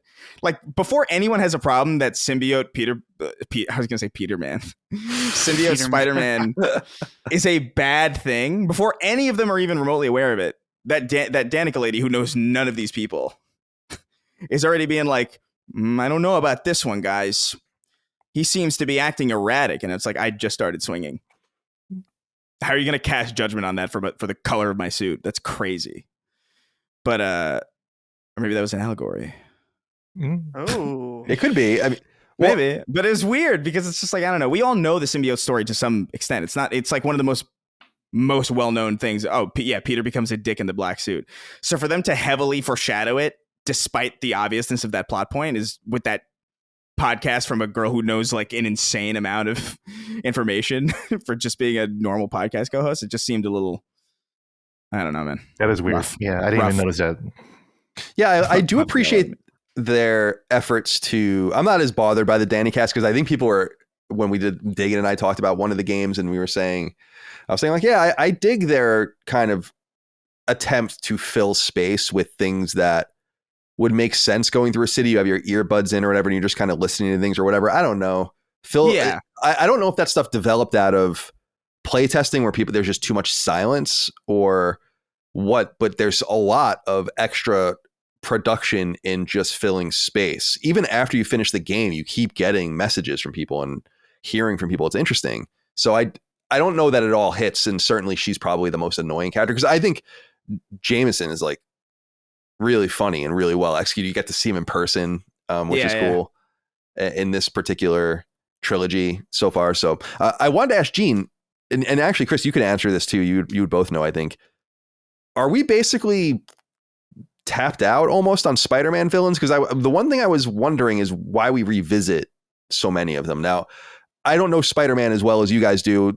Most of my exposure to the villains is from the cartoon and the toys from the 90s or whatever, which I had. Chameleon's toy was dope, for instance. And Mr. Negative I know is newer from the 2000s. And then Scorpion, Tombstone, Black Cat, Sandman, Lizard, Chameleon, Mysterio, Shocker, Electro, Vulture. Shocker being my favorite. I love Shocker. I like how they actually do him in this one too. He's not quite as campy. But they revisit, almost everyone's in it again, even models. Like there's a thing in a dream, I think, where Vulture swoops in, and they don't really tap too many new people other than Kraven, and obviously really focusing on Venom. Is that really a Mysterio, obviously probably being the most notable in the side quests? Is that a product of there not being that many options? I'm confused why they didn't explore more new stuff, because exploring the side quest is cool and learning about some of these new characters, the Flame and everything is cool, but I was looking more for like an Arkham Knight feel where you're getting a ton of rogue gallery dudes. And I don't feel like maybe they don't exist in this world. I don't know. Gene, that's for you. Sure, I can go first. Yeah, I do believe that, we talk about Batman, Spider-Man. I do think that Batman has the better rogues gallery. There's just a lot more compelling villains there that have a much more interesting backstory. The fact that we already had Kraven at center stage is not great, because Kraven has never been like, he's one of the more memorable ones. But I mean, like, look at how many people have made fun of the movie. The fact that we're having a whole Hollywood movie on Kraven. Or Morbius, for example. Morbius is also a Spider-Man villain, and Morbius is a meme for being just a really, really lame villain. And he was also a really, really lame villain in the show. But then now we have a whole movie because we need to keep milking Spider-Man. And what I think people are realizing, or people will soon realize, is that Spider-Man's rogues gallery is not honestly that great. Kraven has one really good story. It's The Last Hunt, and they kind of reformatted it for this game, so that's great. But then you already, in this game, you already see the limits of Kraven as a villain. He just wants to hunt. That's it. And, they gave him cancer in this one, which was kind of cool. So like, look, as a cancer patient, I really got a kick out of one of the high points of the game, being two angry cancer patients just beating the shit out of each other. That was really fun. I'd like to do that too. Yeah, I bet. But yeah, ultimately, we're getting to the end. I'm more excited, obviously, for the next game when Norm will finally Green Goblin out. We haven't had a really good representation of the Green Goblin in a video game form. Like, that's not really happened. You fight the Green Goblin in the Spider-Man 1 movie game for the PS2, and that was kind of cool. But that just kind of happens, but we haven't had a really, really excellent fight with the Green Goblin. And that's really what I feel like they've been building towards. And with Venom has showed up, and I have issues with the way we fought Venom too, and we can talk about that later. Yeah. But yeah, ultimately, I don't think that I think we are running towards the end of the Spider-Man Rogues Gallery, at least in video game form, because it's just not that fun. I mean, they should. It's too bad that they got rid of Vulture. Vulture is like canonically dead now in this. Yeah, they killed a bunch of. Yeah, a bunch of them are dead.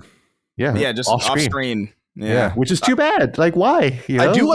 I actually do like the fight with Scorpion.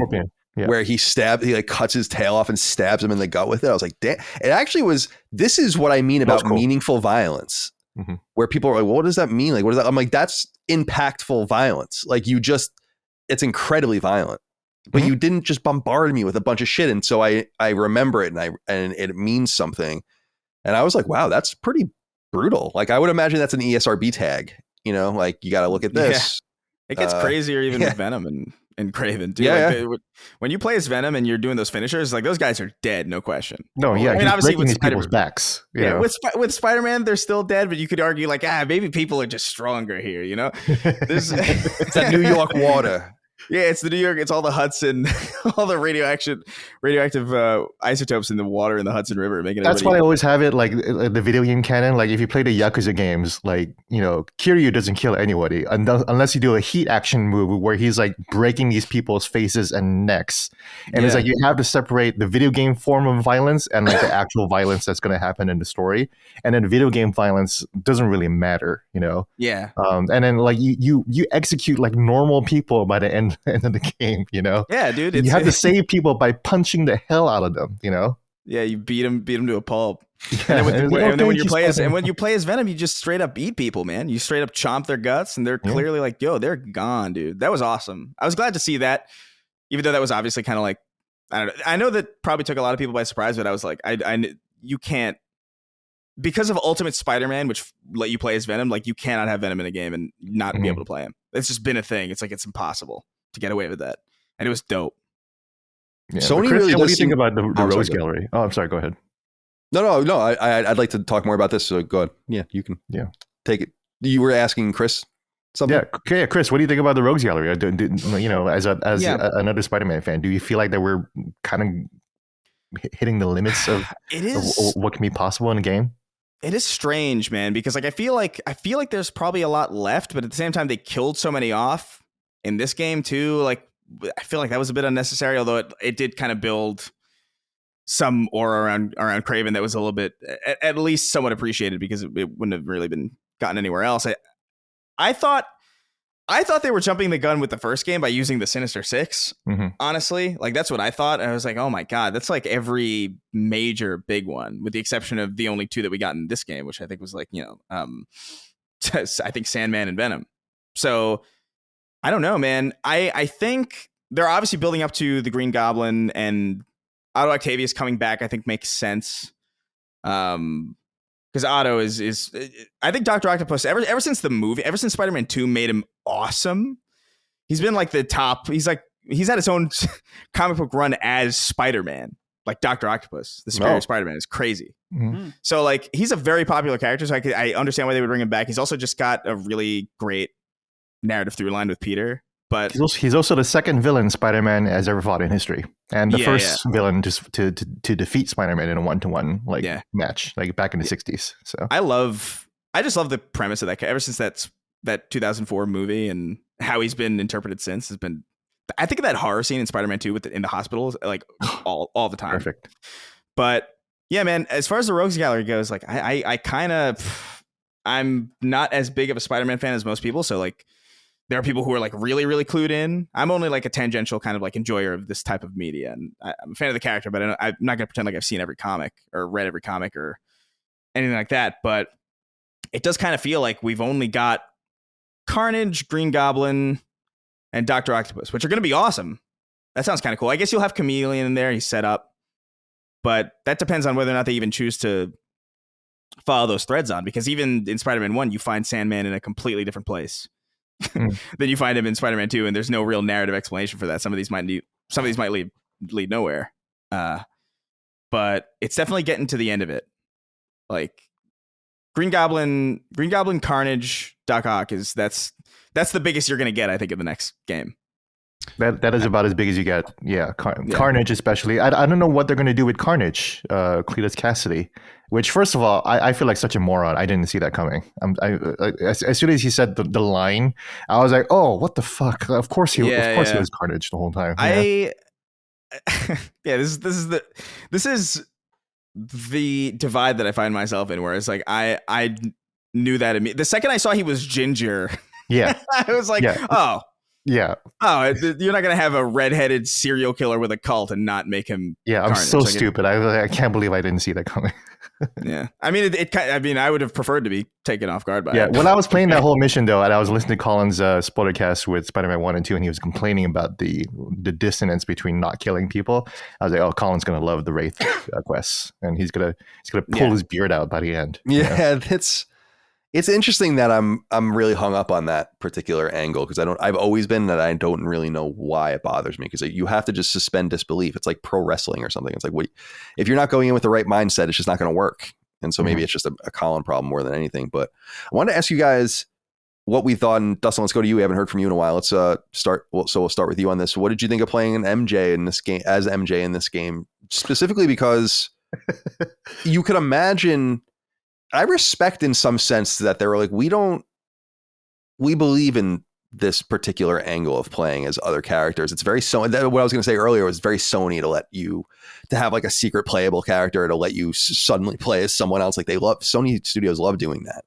I would say that that's one of their calling cards, but I must say it was much better this time around. I just don't know if it's time well spent or that I feel like it serves the plot. It really only, and again, I just look at it maybe a little too pessimistically, but it just seems like stuff built to make you slow down so that you don't play the game too quickly. Oh, the people are playing this game too quickly.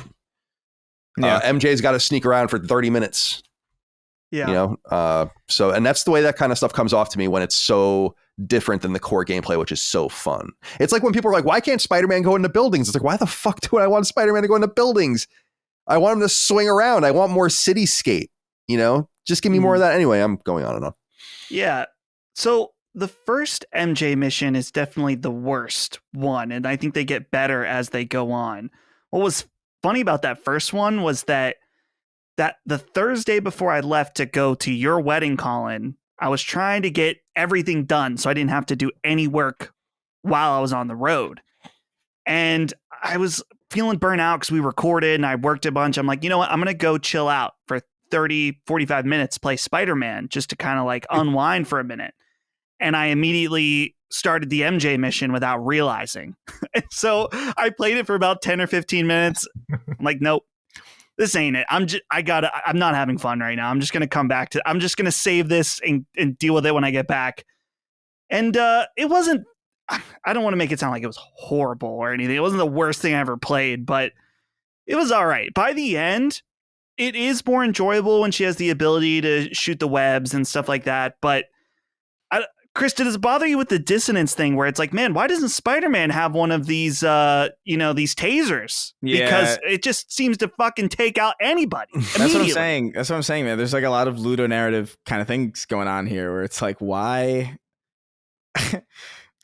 It's so confusing because like especially when you're doing the stealth stuff in the hunter bases and you're just saying, it's like, why does the world need Spider-Man at all?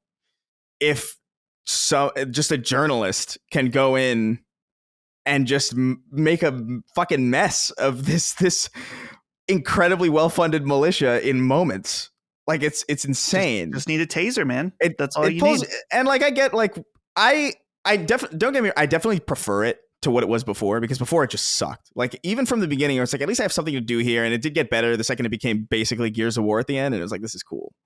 I like this part. And there are some parts of the game specifically that are narrative heavy MJ moments that I think are actually really, really well done. Specifically that scene in the tunnel at night chasing that was Peter. A good part.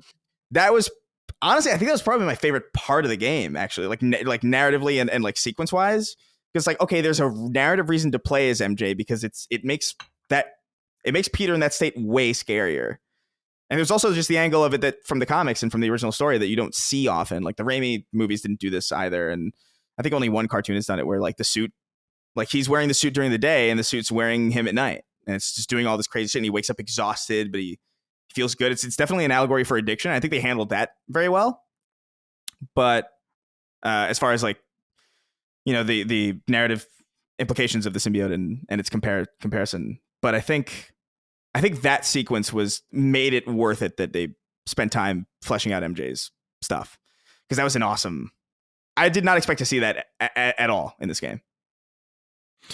I want to talk about a few maybe less glamorous things, but things I'm always interested in games, which are like the small things, the skill trees and the suit upgrades and unlockable suits and level capping at 60 and skill points and all the different currencies. Did you guys enjoy this? Gene, where were you on this? Do you there's something that I'm fed like in an almost Las Vegas way when I'm just, chips and things like, but I don't really know what the hell I'm earning. All I know is that I don't know any of the different currencies. It's just like, I need this to buy this, and then I'll just spend that and that'll be that. And I think it's maybe a little too much, but it's certainly enjoyable. It's just very gamey. I feel like they could streamline it even more, but I think that they did a really nice job of streamlining the skill trees, making one combined one and then two separate ones, and you can explore them fully by leveling your character all the way up. I really liked that. Limited amount of upgrades for your suits and your technologies that you're employing, and then a ton of suits that I'm sure serve the fanboy public very well, but to me, I'm like, this is a lot of suits. I would actually prefer more useful upgrades, but I thought it was all pretty well balanced. I think my only complaint is the different currency types, like you're getting mission coins or something and this other kind of coin, and I'm like, I don't know, man. Tokens. Tokens. That's what it was, and it's like, it's too much. Maybe just give me like one kind of thing to spend, like the gold pieces and experience points of this particular game. Yeah, I'm wondering what the brain like psychological reasoning is for that, to give you these city tokens and hero tokens and something just to make your brain feel better about it. I think with the skill trees, I was disappointed in just how linear it is. It just feels like you're just going through the motions. You didn't even know what you were collecting, but you knew you were collecting enough to unlock everything. That's pretty much it, right? Yeah. And then so you just basically do all the side missions, and you all eventually end up in the same place. I did like having the shared skill tree, so much so that was the only thing I upgraded for the whole game up until I upgraded the whole thing, and then I was like, okay, well, I'm just gonna only do the symbiote side of Peter, and Miles would just have the Venom side. That's exactly what I did. But yeah, it felt a little bit like God of War Ragnarok in terms of like, why are we doing these upgrades? We can just be stronger, and that's it. Yeah, just streamline things a little bit. I do appreciate, like, Dying Light 2 is one of the games. I didn't beat Dying Light 2, but I know it does this, is that you have to make choices. So like you can't do everything. And I know that's frustrating. It's especially frustrating in longer games like that, but I don't hate it either. It's like Fallout, or I assume Starfield has the same sort of thing, like science, whatever it is in Starfield, or whatever it is in what would it be, the Elder Scrolls? I don't know what would you call it. The various statistical things, and intelligence or whatever. Right, exactly. And you just can only do so much. You're given a certain amount of points. You have to you can maybe be a man of all trades, or you can be very intelligent or very strong or very, have a lot of vitality or whatever, but you have to make a choice. And I do agree with you there, where it's a little frustrating where upgrade trees on one hand, you can see and do everything, and that feels very completionist, and that scratches that side of me. But putting a gun to my head and saying, like, you have to make a choice here. It reminds me a little bit of The Last of Us 2, where you can upgrade certain things. And so you with the pills that you find, and you can only do it so much. And so you kind of have to choose. And I don't know. I think this game misses that, but I feel like that would frustrate people too. So yeah, I like The Last of Us 2 doing it, because it's very spare, but every choice is meaningful. Now the reload is faster. Now the bullets now you got a scope, and it makes a difference. Whereas weapon sway, dude, it's all about weapon sway. You got to get rid of that weapon sway in The Last of Us. You want. Yeah, the weapon sway, exactly. But then what do you? So like the shared skill tree is a lot of the swinging, which is the best part of these games, right? Exactly. Yeah. So that's why you upgrade that, because it's like, ooh, now I swing faster, and that's what makes this game so fun. And, ooh, I can web wing like longer, and I want to say something in defense of the web wing. I like it. And it reminds me a lot of the Spider-Man game's DNA from the Neversoft game, right? We've been talking about the PS1 game. That was made by the Tony Hawk creators, right? Yep. And Spider-Man 2, the movie game, felt so much like Tony Hawk in the way you would just trick across the city. So like I like I love the feeling of just swinging through the air and then finding like one of those air pathways and then hitting triangle and then just gliding across. It reminded me of hitting triangle and grinding in Tony Hawk. And I was like, okay, this kind of feels like game is remembering its roots as basically Spider-Man Tony Hawk. I love that part. So yeah, I liked flying around. Again, I was just frustrated that you couldn't really get good speed unless you stayed within those very tight wind tunnels, which is cool. You just hit R3 to see them and you can follow them all over the city. There's actually a trophy. Yeah. Just fly from one end of the city to the other. And so everyone has to do it if you want to get the platinum trophy. And so that was cool. Its slowness kept me from being like, just, swing, interrupt, cancel, swing, X, swing, cancel, swing. It's cool. Like I like its inclusion in the sense that I do think it makes the game's traversal more fun, especially if you chain it in the middle of other things. I think it's dope. I just also feel like it just feels less Spider-Man to me. You know what I mean? The worst part about it is that it reminds me of Prototype. That's all. Oh man, that's all based on how you look at things, I guess. Yeah. Chris, you were saying something there. I didn't want to. That whatever that comment was a nuke to my brain. I completely forgot what the fuck. Okay, I'm sorry. Prototype. That was so. That's what happens. Yeah, that's what happens when I remember Prototype. My entire memory gets wiped. That's why I love it. So, Dustin, have we touched on everything that you want? Is there anything like left unsaid about this game as we go around? Because I want to end by talking about what's next for Insomniac and what's next for the series and the game's overall performance and all this. But is there anything about the story or the gameplay or anything that you want to talk about? I think it'd be worth touching on the bugginess of the game at release. I think is important, just in that it's clear to me, at least, that people are having different experiences in terms of how buggy the game is. But I think that I think it's fair to say everyone has experienced at least a few bugs. My playthrough was relatively fine. Unfortunately, though, the bugs I did have they're not catastrophic, but anytime you need to reload a checkpoint because of a bug is really annoying. I had that happen to me 3 different times where, particularly, dude, on the one Mary Jane mission, she got like clipped into a wall partially. She just wouldn't move. Like she couldn't move out of the wall. She was just stuck, walking in this wall. I was like, oh, all right, well, I guess I'm doing this part again. Yeah, it's crazy. So, that was pretty annoying. And then there's just like a couple weird like visual things where like Spider-Man will like jerk to another side of the screen or something like that. And then, dude, I just saw it the other day. I watched Donkey's video, and Maddie's tweet is in Donkey's video with where you play as the cube. The cube is so funny to me. The cube is the funniest thing. Love it. So dude, wasn't it on the last game you could like, was it modders or like a bug where you were playing as like a gravestone? There were bugs where you would load in and I think your texture model would be whatever completed 3D asset the game randomized onto. So like there were some people who were like a white cube. There were some people who were like cups of soda, street light or whatever, a street lamp, a trash can. It's awesome. So like I want to be asset, Uncle Ben's grave. Yeah, right. Play as Uncle Ben's grave. Spider-Man 2. That's deep. Ben. That would have got me. Yeah. So as much as we've praised the technical fidelity and performance of the game, this came out, I wouldn't call it half baked, because I think that's making it sound worse than it is, but clearly below a lot of Sony standards in terms of bugs. Luckily, none of them catastrophic. I haven't heard of anyone losing their progress or losing their saves, so that's good, but still a little wonky in there. Well, let me ask you this, Dante, though. Dante, the streamer, he actually lost his save, and he had to. That's not good. He had to oh my god, I would kill myself. The beginning part of the game over. That would be the end of me in a game. That has happened to me a couple times in my career, and that was the end of me in that game's relationship. Where I'm like, no, there's no way. It's over. You got to fundamentally make sure that doesn't happen to me. Mm-hmm. What was I going to say? What were we just? You're going to ask a question. Bugs. About the bugs, right? They were kind of missed in the reviews. Or at least they were, and Gene, you'd have more insight into this.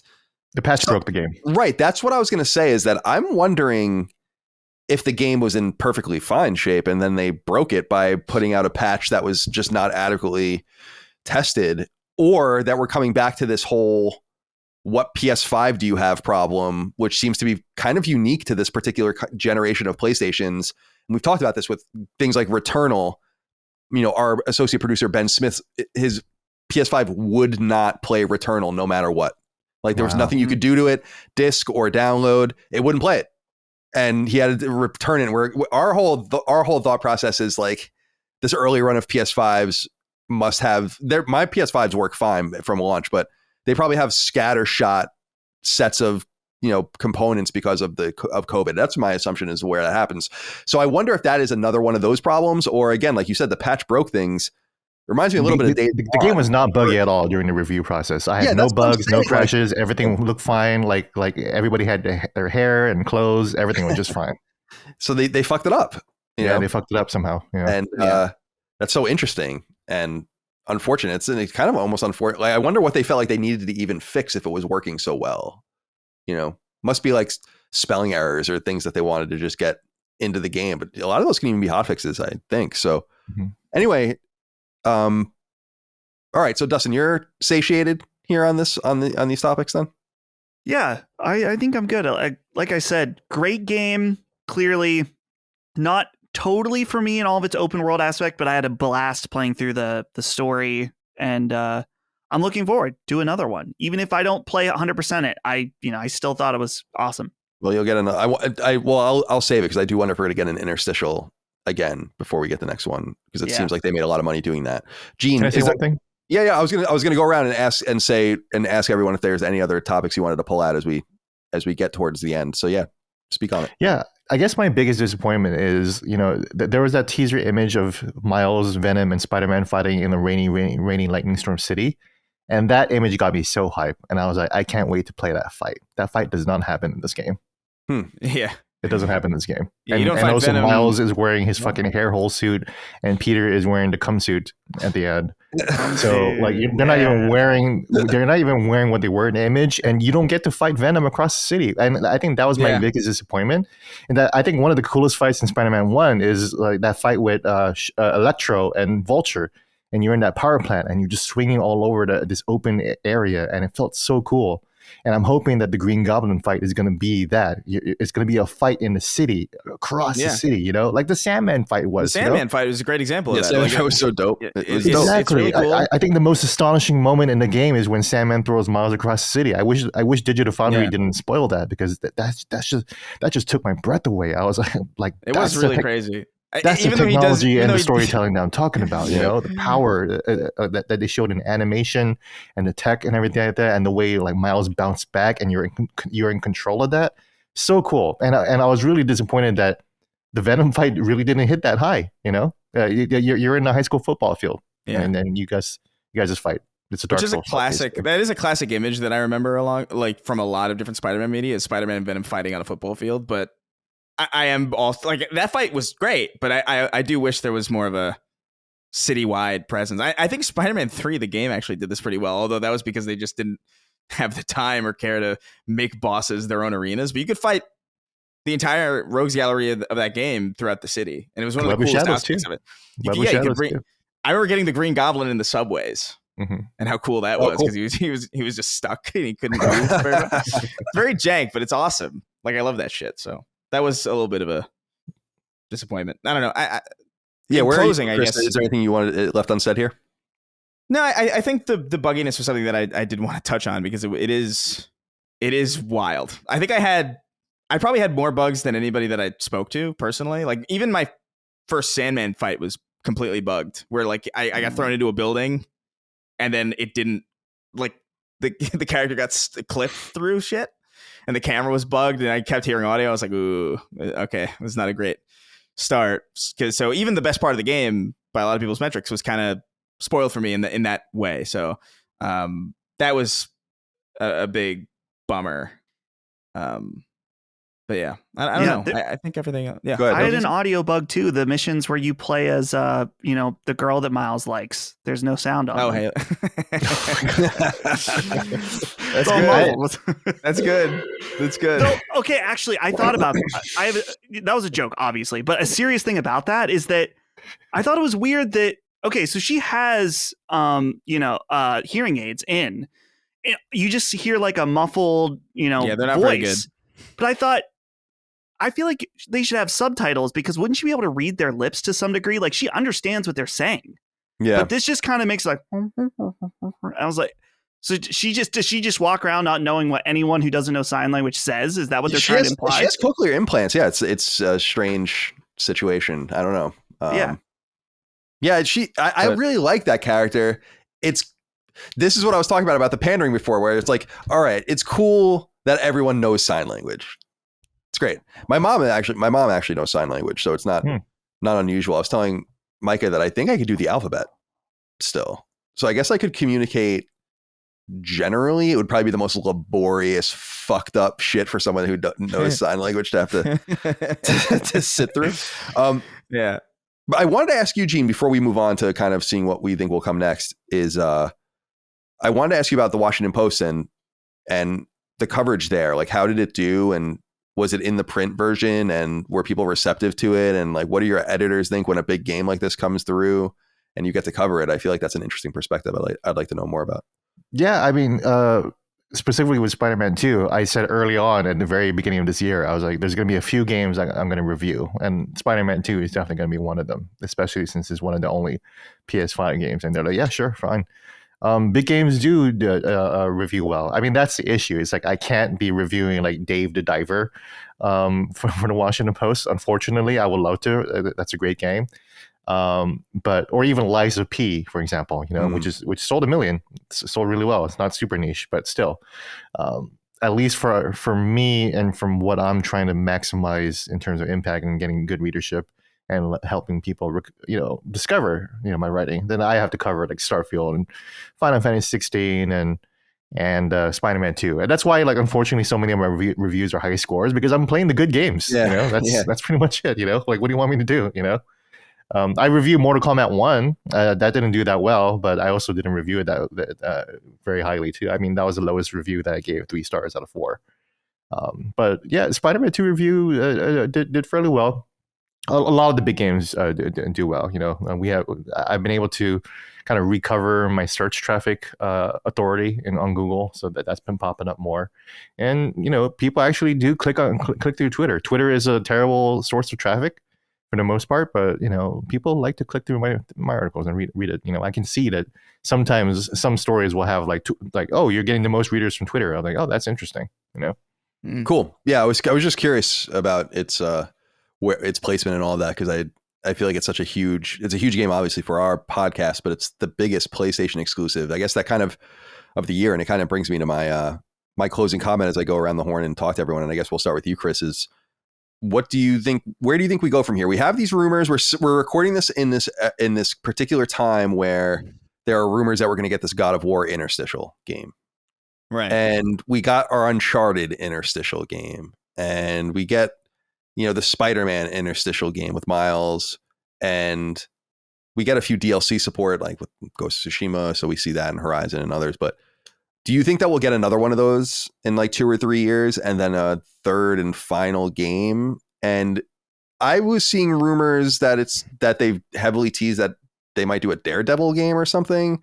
Plus they have Wolverine coming. I mean, do you know what do you expect from what's next here and how it might play out? Man, that is it's a solid question, because I honestly don't. I feel like an interstitial game might be on the table, but I also feel like it might. I feel like there's a chance that Wolverine is that interstitial. I think that I wouldn't necessarily be surprised to see something like that, because they did confirm, to my great chagrin, that these are connected games in some way, or that they have a connected universe. And so, like, okay, this is getting a little too Marvel for me, but whatever, we'll see. I think there's a good chance, because I don't know how good Wolverine's going to be, but I heavily doubt that I'm going to want a Wolverine 2. Personally, I don't know. It could be fucking astounding, but I'm just very eager for Insomniac themselves to kind of get off the train already. Like, I'm excited for whatever future they have for Spider-Man, specifically if it's the third game. But like, I'm set. I kind of want Insomniac to be able to do more than this, and so I don't necessarily want to see them become the here's another Marvel game, and here's an interstitial, and it's another Marvel interstitial. Wanted to get out of that quicker rather than later. But yeah, it seems like MCU. I mean, from my interpretation as an outsider, it seems to be at least on the critical decline. I don't know if commercially Disney's feeling it. It seems like they're not doing great, but maybe this is just also been around for like 20 years though. To be fair to them. Well, it's the point, I guess, is that these games take so fucking long to make that you have to make these commitments in different eras and see how it plays out later. And so I don't know how long or how well it's going to play out for them if they stick around this place too long, like beyond Wolverine and then Spider-Man 3. I would hope that they would wrap it up, because you assume Ratchet's going to continue too. And then we talk about will Resistance ever get revived? Plus just the general idea of doing something new, right. They really, I mean, they did, Fuse and all this kind of shit, but they really haven't done a new IP of any value since Resistance. It's been almost 20 years. So I would like to get them out of the Marvel wheelhouse too. Gene, where do you think this will go from here? Do you think we'll get that interstitial game, that Miles Morales, and then move on? And what do you know anything about these rumors about Daredevil? Yeah, well, I saw that they confirmed that Miles is going to be the main Spider-Man going forward. Right. And, that sounds cool. And I'm all for Miles being the main Spider-Man. That's awesome. I'm also wondering how they're going to square that away with the remaining story threads in Spider-Man 2. So is Miles going to fight Norman Osborn? That doesn't make any sense. They have no connection whatsoever. Zero connection. Is Miles going to fight Carnage? They didn't even talk to each other at all in Spider-Man 2. That doesn't make any sense. I wonder if they're going to make a Carnage interstitial just because of what happened at the alien symbiote invasion by the end of this game. You could just repeat that as a DLC or a mid game and just have Carnage to wreak havoc. I thought that they kind of blew, like similarly to how they blew their load with having Sinister Six in Spider-Man 1. I feel like they went a little too far with the alien invasion, because that is, if you know Carnage, that is Venom doesn't do that. Carnage does that. Carnage is the one who would saturate the entire city with aliens and infect other people. But they decided to latch that onto Venom. And so now I don't know what they're going to do with Carnage. Or is it going to be even worse? Is it going to be more aliens? I don't know, because we literally just did that with Venom. That's it. And then you don't have the opportunity to join them together at all. And Venom and Carnage together is like pretty iconic stuff that would be, be a shame to not have that. Yeah, I mean, Venom and Carnage were either together or they would fight each other. They hated each other. Venom was the lethal protector, and Carnage is the guy who just wants to murder the people. I read the Maximum Carnage storyline like when I was young. I was a huge fan of it. Terrible storyline, but yeah. But on screen, they're like together. Venom and Carnage were enough to market their own movie together. You know what I mean? So independent of any Spider-Man stuff, and it did pretty fucking well from what I remember. It made an insane amount of money. So like to me, it's like I don't know, man. I think I really hope they manage that rogues gallery. Yeah, I also want them to get Carnage should not be a DLC. I'll say that. Yeah, I would not want Carnage to be a DLC, but I don't know how they're going to package Carnage and Green Goblin together. So I don't know. I mean, but those are both Peter's enemies. Miles doesn't have an enemy anymore. That's what makes the future for at least Spider-Man 3 so exciting to me, is because like for the first, because I don't know, man, I'm a big Spider-Man guy. I've seen a lot of these things coming. Like a lot of the reveals and a lot of, obviously Venom's gonna kill Kraven, and this is good. Like nothing surprised me, because it was just so like, okay, well, this is Kraven's last hunt in the symbiote arc. I know these, but now that Spider-Man is like retired, like Peter Parker's theoretically retired, and in a place where a lot of fans want to see him, which is finally living a decent life and not having to be burdened, because a lot of people are kind of annoyed at how shit on Peter gets by the universe that he's in, and sometimes it gets a little bit like almost like with modern SpongeBob and Squidward, where it's just Squidward torture porn or whatever. Mm-hmm. Where like it does get to the point where it's like, dude, Peter's been with Mary Jane for like 20 years and it's been on again, off again. Just let him be happy. Holy shit, he's gone through so much, so let him. And so for the first time, you have Norman Osborn as the Green Goblin set up in a time where Peter's retired. That's interesting, because I don't know what the fuck they're gonna do with that. It's so tangentially separate from any other comic book timeline. That's true. That it would be interesting to see like how Norman interacts with somebody who he doesn't have a strong connection to, and like what that iconic scene on the bridge, because it will have to be there, will be. Oh, we're throwing MG off the bridge next game for sure. That'd be so fucked up. It's- Peter especially finally getting happiness. Well, especially since she's a fucking Patreon podcaster by the end of the game, man. Like, what That's the right, fuck, yeah. dude? That's I true, almost yeah. threw out my PS5 when she said, "That's the new normal," and she looks at the First- camera. I'm just like, yeah. like fuck off, This dude. I American fucking hate life. this shit. Yeah, and then she was live. And it's just like first episode. Yeah, and then done. she no editing, no Dustin Furman Dude, to yeah, like just produce it. She public. just That pissed me off so bad. This is the She problem. just- People she just think fucking that hits live. That's it. people think Ben and I, we have easy jobs. All you do is you just hit the edit button and then you can slam your fucking laptop screen down and you're good. You just hit publish. Okay, enough. And then somebody yeah, mod Dustin into Mary Jane's apartment. I'm like, thanks. You gotta start. Please upload your files. Like, You've got to bounce those over to the drive now. Yeah, like Well, I do agree. Like the whole Peter villain thing. It's like you're saying. Like Peter's really remaining villain is just adulthood, like figuring his shit out as Miles kind of takes his place. So I only have this question because I had the toy, and I also remember him from the cartoon. But I loved the toy. Who is Hobgoblin? Hobgoblin. He is With his you threw I mean, pumpkin bombs, right? Yeah, the Green Goblin does too. The Hobgoblin was, I think, there was like a mystery going around. It's that like the whole point was like, who is it? Like no one knew who it was, and then they unveiled who it was, and it was like really uninteresting. and everybody was like, "Oh, that's lame as hell." Yeah, he's just another guy. That's He's pretty just much another. it. It really is really not interesting. He had an awesome design in the '90s animated series though, where he had the yellow cloak and Right. Yeah, I had was- the toy, and he had like the thing he would go off on, like a little the jet.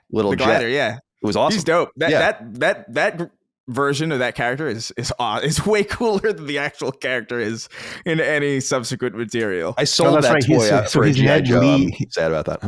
I'm sorry. Hobgoblins is Ned Leeds, who's also the chubby Filipino guy in the MCU movies. So Yeah, Oh, okay. Yeah. So he's already being it'd materialized. be dope if they turned the chubby Filipino guy into. but a that's only Hobgoblin. one that's like one version. There's no like consistency because it was somebody else. It was Yeah. like some guy with a random name before him, and it was like supposed to be a big reveal, and everybody was like, "Who the fuck? Who the fuck is this?" Yeah, again, Um, see, like Spider-Man has pretty jobber like enemies. You know, like they're not that interesting. You know. Yeah, Yeah, well, that kind of gets back into what was even the expectation of Kraven when he was coming there, and he's like beating the shit out of Shocker or something. It's like, what did you expect? I mean, yeah. shouldn't you have done a little more research to realize all these guys have been beaten by this one guy? Just go after that one guy, you know, Mhm. or get them to help you. Yeah. I mean, wouldn't that have made more sense? I don't know. Poor Kraven. He couldn't afford it. He was already spending too much money on. I know he was way 8,000. overextended, dude. No doubt. That is These the interest thing, by the rates, way. That is the thing that, by the way, that I want to say about like the one thing that they do that the Raimi movies do that I don't like, and that was in this game, everyone's dead. Hmm. You know, like there's no like Venom's dead. Venom's That's true. gone. Venom's is gone. Yeah. Kraven's dead. Scorpion, Shocker, and that other fucking guy, they're dead. So like, I mean, it's cool, I guess, because it has like an Empire Strikes Back type quality in that way, where it's like, oh man, there's so much loss. But at the same time, it's like, bro, I don't know if you can, especially because they're saving Carnage for the future. It's like, you're going to kill Venom now? Are you sure? At least I get Kraven. Kraven had a great death, I thought. It's an awesome fight. Awesome Yeah, sequence. awesome fight. I love that fighting Kraven was basically like he was just a Dark Souls character with a shield and a spear. You know? Yeah, it was awesome. And then But, you're Venom. You know, that was awesome. Yeah. But not having Venom is just kind of like, I don't know, man. Like I kind of expected the last game to be like a meetup of all these things. It was like Venom, Carnage, Green Goblin, Doctor, and then it might build the actual Sinister Six. You know what I mean? The actual comic book. Because I don't know where else they go from here.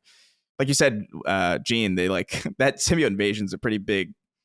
I feel like you want to keep that a little bit for later on. Is Here's a question. Mr. Sinister with the Sinister Six, or is that a different character? No, he's X-Men. X-Men, So right? he's like some crazy like scientist. I had that science toy. He looks like a geneticist. vampire, right? Yeah. He's a vampire geneticist or something like Yeah. that. He's kind of like into eugenics or whatever. So I had his toy. There was just so many cool toys in the 90s from those. Like, I remember the Juggernaut toy. I sold all these when I was a kid because I wanted to buy more G.I. Joes. I was such an asshole. But they were so cool. I remember the Juggernaut toy being super cool too. I don't know anything about these characters though. Juggernaut's a classic Spider-Man villain. Spider-Man famously beat Juggernaut by just covering his eye holes. That's it. You know? It was like, why don't I just do that the whole time? You know, and it's over. One thing I do want to say before I forget, and Please. this is the last thing I have to say. Props to Insomniac for actually putting in this swing assistance slider, because that was Very cool. one of my only real gripes with the first game was that the swinging felt so on rails, and there was really no way to actually make it feel rewarding in a deeper way that it was in previous Spider-Man games, specifically Spider-Man 2, which is like purely physics driven. And you can slide that all the way to 0, and it's way harder to web sling gracefully, and it's a lot more rewarding too. And it allows for a lot of great, not bugs, but because you can do a loop-de-loop now in Spider-Man 2, which is something that I greatly appreciate. But if you have fall damage on and swing assistance off, you can slam yourself into the roof of a building and die. And it's awesome. So I want to just say thanks for building on that, because that could have easily been something they would have been like, oh, fuck it. Why would we bother even doing this in the first place? But it makes the swinging way more rewarding, and I appreciate it. Yeah. As far as I wanted to ask you guys this question in terms of when we were talking about the villain gallery, being used up. Has Insomniac earned the right to make their own Spider-Man villain? No. It's going to be sponsored by Adidas. Yeah. I wonder. That's a good point. No. Well, it's true that, I mean, with Batman, the animated series obviously made Harley Quinn, which ended up being a huge character. Did the Batman games make any villains up? I don't know. I don't know enough about them. No, I don't think so. I don't think so. Yeah, even the Red Hood was exactly who the Red Hood was. Yeah, so that's I don't know. I personally wouldn't mind that, because I found the weakest of all these villains to be that Mr. Negative character, who I don't know. I'm just like, yeah, he was weak. Yeah, it's a cool idea. I mean, the redemption arc is interesting. It's a little ridiculous. It's like, you're a terrorist, dude. There is no redemption for you. I don't understand what you don't understand about that, but okay, fair enough. You go and have your redemptive arc, I guess. Yeah. But also, what did you guys think about Bully Lowenthal, Bully Peter Parker? Like his whole turn of evil. I thought it was fun. I liked it. I love when he just told Harry, "Why don't you fucking pop one more of those pills and say what you really want to say?" I was like, "Holy shit, dude!" Although I had people tagging me in there, it's like, dude, Bully Maguire, Tobey Maguire would never. And I'm like, Bully Maguire threw a bomb at Harry's face and danced afterwards. That's true. I don't think you understand the type of out of pocket shenanigans you're dealing with. Yeah, he tried to cuck his own fiance. Yeah, and after he blew up his friend's face and went out dancing, it's insane. Character's out of pocket, but I think Bully Lowenthal was cool. It was nice to see. It was like appropriately campy. Yeah, like where it's like, yeah, of course this is ridiculous, and then you actually like fully believe it when it starts to transition over to Tony Todd in that great tunnel sequence. I'm gonna be talking about that a lot because I really like that. Like, as somebody who doesn't really care for linear sequences in games like this, that was really fucking cool. Like hiding from Symbiote Peter while he's half asleep is so dope. But Dustin, we haven't gotten you in yet about where you see this all going. I guess we should bring in, and because I don't know anything about this Cindy Moon character that's teased at the end of the game. Yeah, Silk. Yeah, I didn't realize that they were getting Silk from Diamond and Silk into the game, which is I met them. Amazing. Did you? I met Diamond and Silk. Yeah. Oh my God. How was it? They were at the Trump debate in 2016. Of course. And they wanted to take a picture with me for some reason. So awesome. I have a picture with them. I'll send it to you. Yeah, please do. Later. That'd be amazing. I'm going to make that my Christmas card this year. Picture of Gene with Diamond and Silk. Dustin, where are you on do you know anything about that? Like, I don't even know who this character is, but I know people are gonna be like, why didn't you mention Silk? I did. As I said on the Dagan episodes of Knockback, or Sacred Symbols Plus rather, where we were doing the other games, I noted that I'm trying not to look things up so I don't spoil things for myself. And so sometimes I don't, like, I really didn't know that Wraith character was going to happen until I started reading about it. So I'm like spoiling things for myself. So I must admit, I saw this character. I'm like, this must be someone I'm supposed to know who this is. So I did look it up, but I have no insight into otherwise what's going on here. Yeah, neither do I. I have actually zero to say about this Silk character. No idea who that is. I don't want to say I don't care because I'm mildly curious, but I'll just see what happens in the next game. Yeah. You did ask about, in terms of Insomniac, what should they do next? I feel disappointed, and I'm not trying to make a dig at Xbox, but it sucks that Sunset Overdrive was an exclusive on Xbox One, especially early on, because I feel like that game didn't get quite a fair shot overall. That game ruled, and it just showed how creative Insomniac is as a team to make a new IP, and I feel like they got burned by the situation that they were put in with the Xbox One. So Wolverine, I think will be cool. I mean, particularly to see them make what I'm assuming is going to be, and I think what they've said is going to be a mature rated game. So something really bloody and dark, cool. Wolverine's cool. So that sounds interesting, but, and I'm sure they'll do, Spider-Man 3 is a given, but I want to see them break away and do a new IP again, because Sunset Overdrive just proved it, that they've got it in them. And, I just think it would be cool. Maybe, I don't know if it would be Sunset Overdrive 2, which I know that I think they could do now. Yeah, they own the IP, but not the publishing rights. But it's unclear when those things expire. And they do and often expire. For instance, Mass Effect was published by Microsoft at first, and so on and so forth. So it's unclear. Alan Wake 1.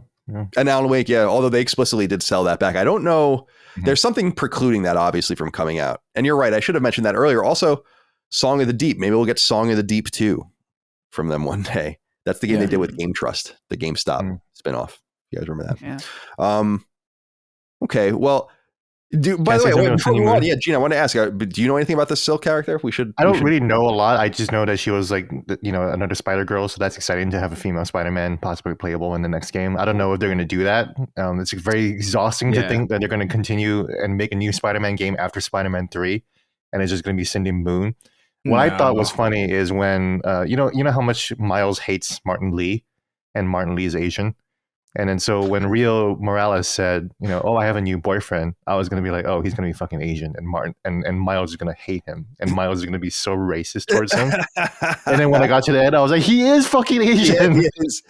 He is Asian. And I do like that kind of through line, by the way, that there is that date kind of lingering. Like in the background, where that was like, cool. Oh, it is kind of cool. I honestly thought it was going to be Norman. That would be interesting. Because I was like, you got to connect these people somehow. He just shows up in Thanksgiving, like in the Raimi movies, Yeah, dude. Willem Dafoe style, banging the knife together. Yeah, dude. Sorry, traffic with Moida. Yeah, I don't know, man. I don't know how they're going to do this Cindy Moon thing, because they can't copy her from the comics. I'll tell you that much. Like it's not gonna. Her whole power is pheromones. And it's pretty out of pocket 90s stuff, so I don't know what they're gonna do with that. But interesting. Yeah. So she seduces people or something? Is that that's her whole specific thing. And that was, I guess, or I think specifically she has. This is the comic book speaking, not me. She has a pheromonal link to Peter Parker that makes her unfathomably horny around him. Yeah, that's really like a core of that character. Like, so interesting that they would introduce that. They're apparently bitten by the same spider. Like the one that bit Peter also bit her too. Yeah. So there's this weird link or whatever. But like I don't know how they're gonna. I don't know how they're gonna do any of that.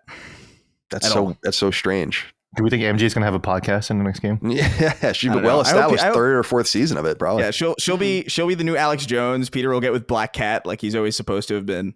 I love that she's a fucking loser though. Like her stories get no traffic. No one reads her fucking book. It is appropriate. It is appropriate that Peter Parker is also dating a loser. Yeah, like that is because he is a loser. So it makes perfect. It always kind of bothered me in the original in the original one where it's like, I'm a fucking dweeb and this is a supermodel. Literally, like I think she's a fashion model and and a lot of the canon. That's the whole thing. That's my argument that MJ should be a 10 is because MJ should have been like an Amaranth type, like lookalike. She needs to just be like pow, but she's not. So I do like that she's kind of a loser though. I do like that aspect. Yeah, people are really hung up on like the nullification of her beauty, as it were, in this, or like making her so. I don't know. They did make her plain, I guess, but I still found her cute. I mean, Dave and I were talking about that. I'm like, I don't know. She's cute. She's fine.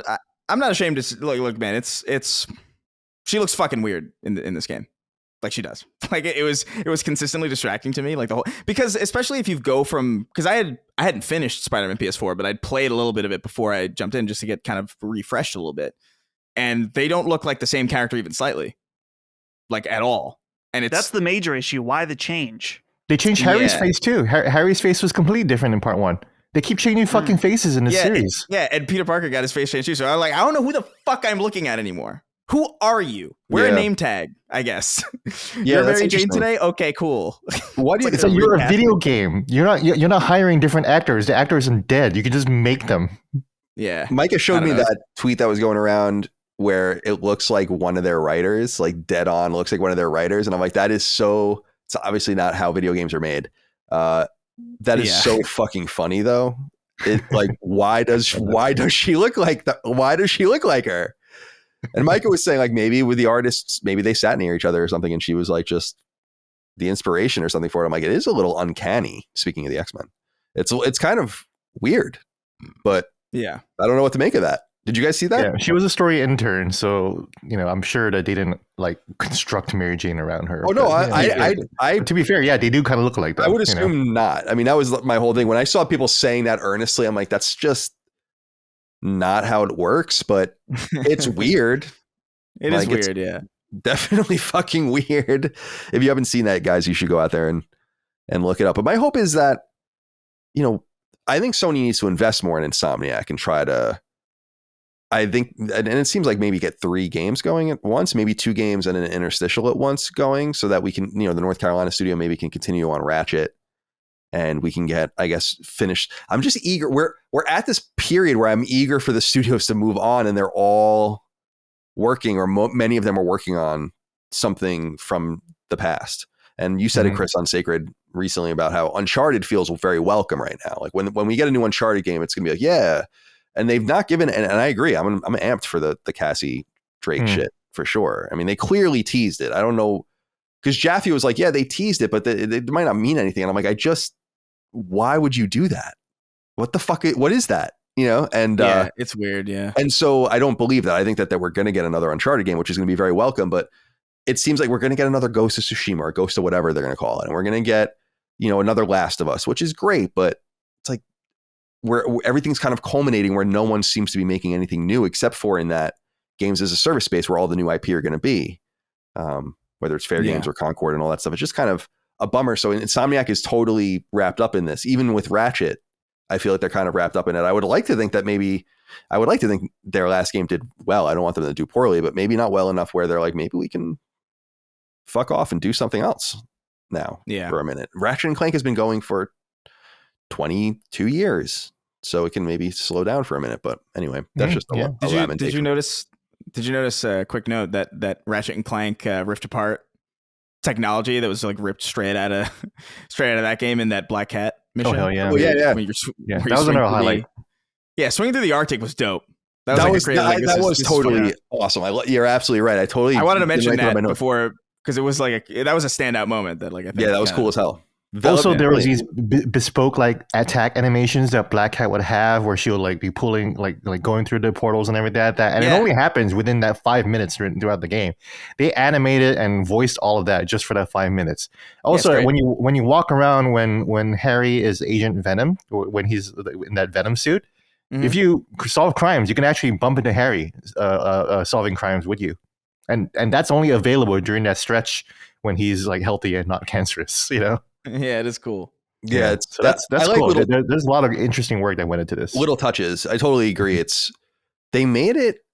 I'm not entirely sure. So I think Marcus Smith, who co-directed this, directed the DLC, and I think the people that the core team working on Spider-Man 2018 kind of were moved on to Miles and then bounced off to Spider-Man 2. I'm not sure like who would be doing what, but I feel like everyone's doing really high level work, and Insomniac is a blessing to Sony, because I just don't. It would be pretty bleak. I mean, you could potentially get all these games out of a second party relationship, and Spider-Man. People forget the original Spider-Man was a second party game. So Sony didn't even own Insomniac at that time, which is crazy to think.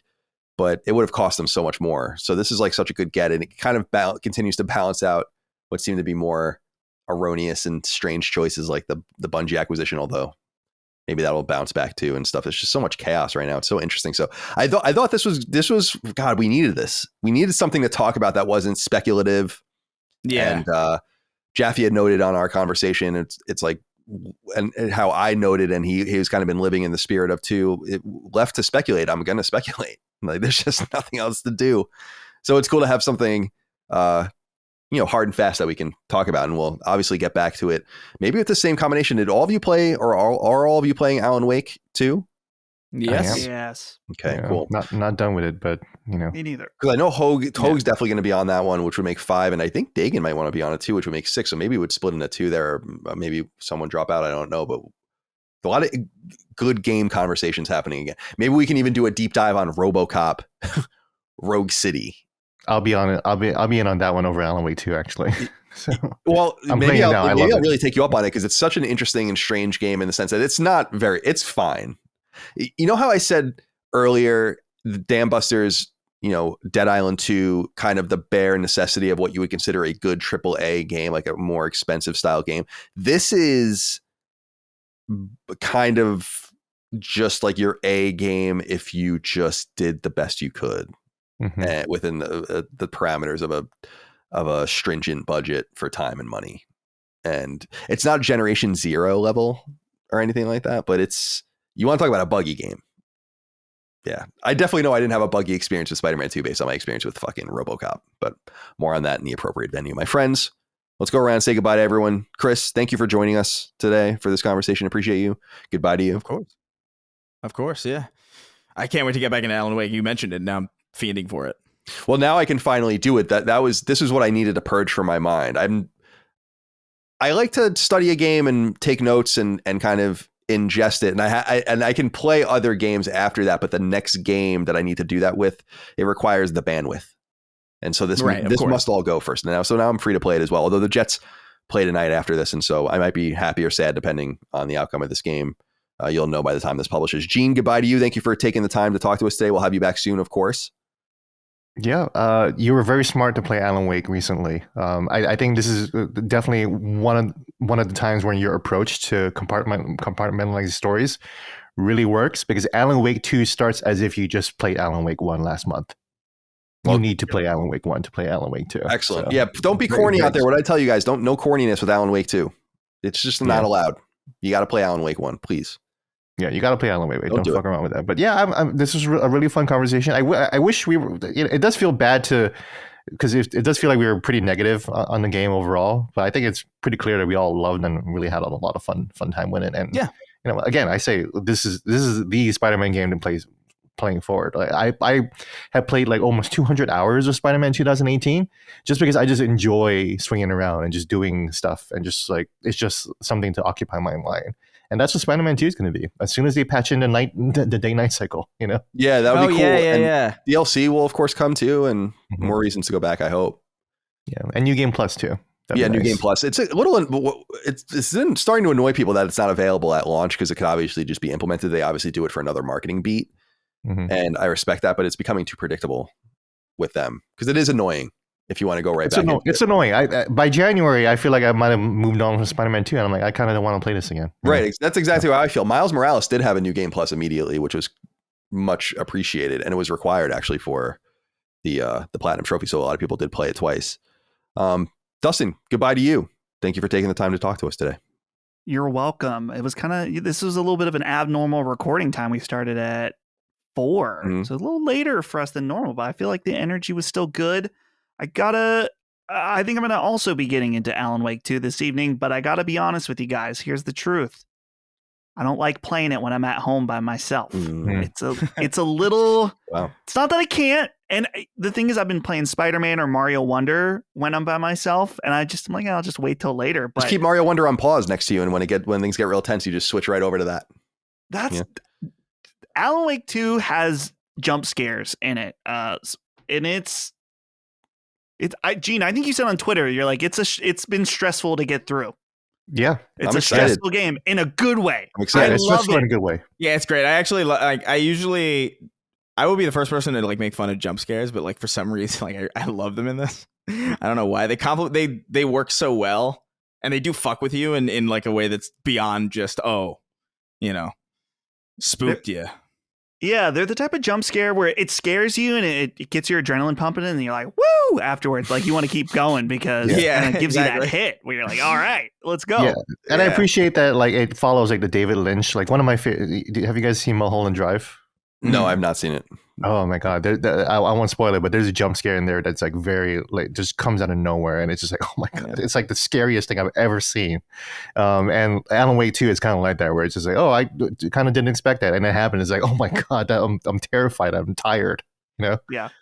I'm looking forward to checking it out. I appreciate it. Multiple people unassociated from each other have written in being like, encouraging me. They're like, Colin, we know you'll play with a spoiler-free like collectibles guide. Like, do not play with a collectible guide. Just play the game.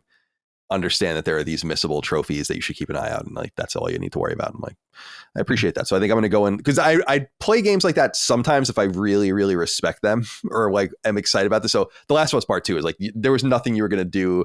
I didn't even give a fuck about the trophies in that game. I worried about it the second time through or whatever. But then there are games more like this where I'm like, I want to kind of just get it all done in one burst. But I'm looking forward to just playing it. I actually downloaded it up here in the loft so I can play it like in the cozy dark. It's spooky, man. It gets your nerves going in like a really good way. Good. I'm excited.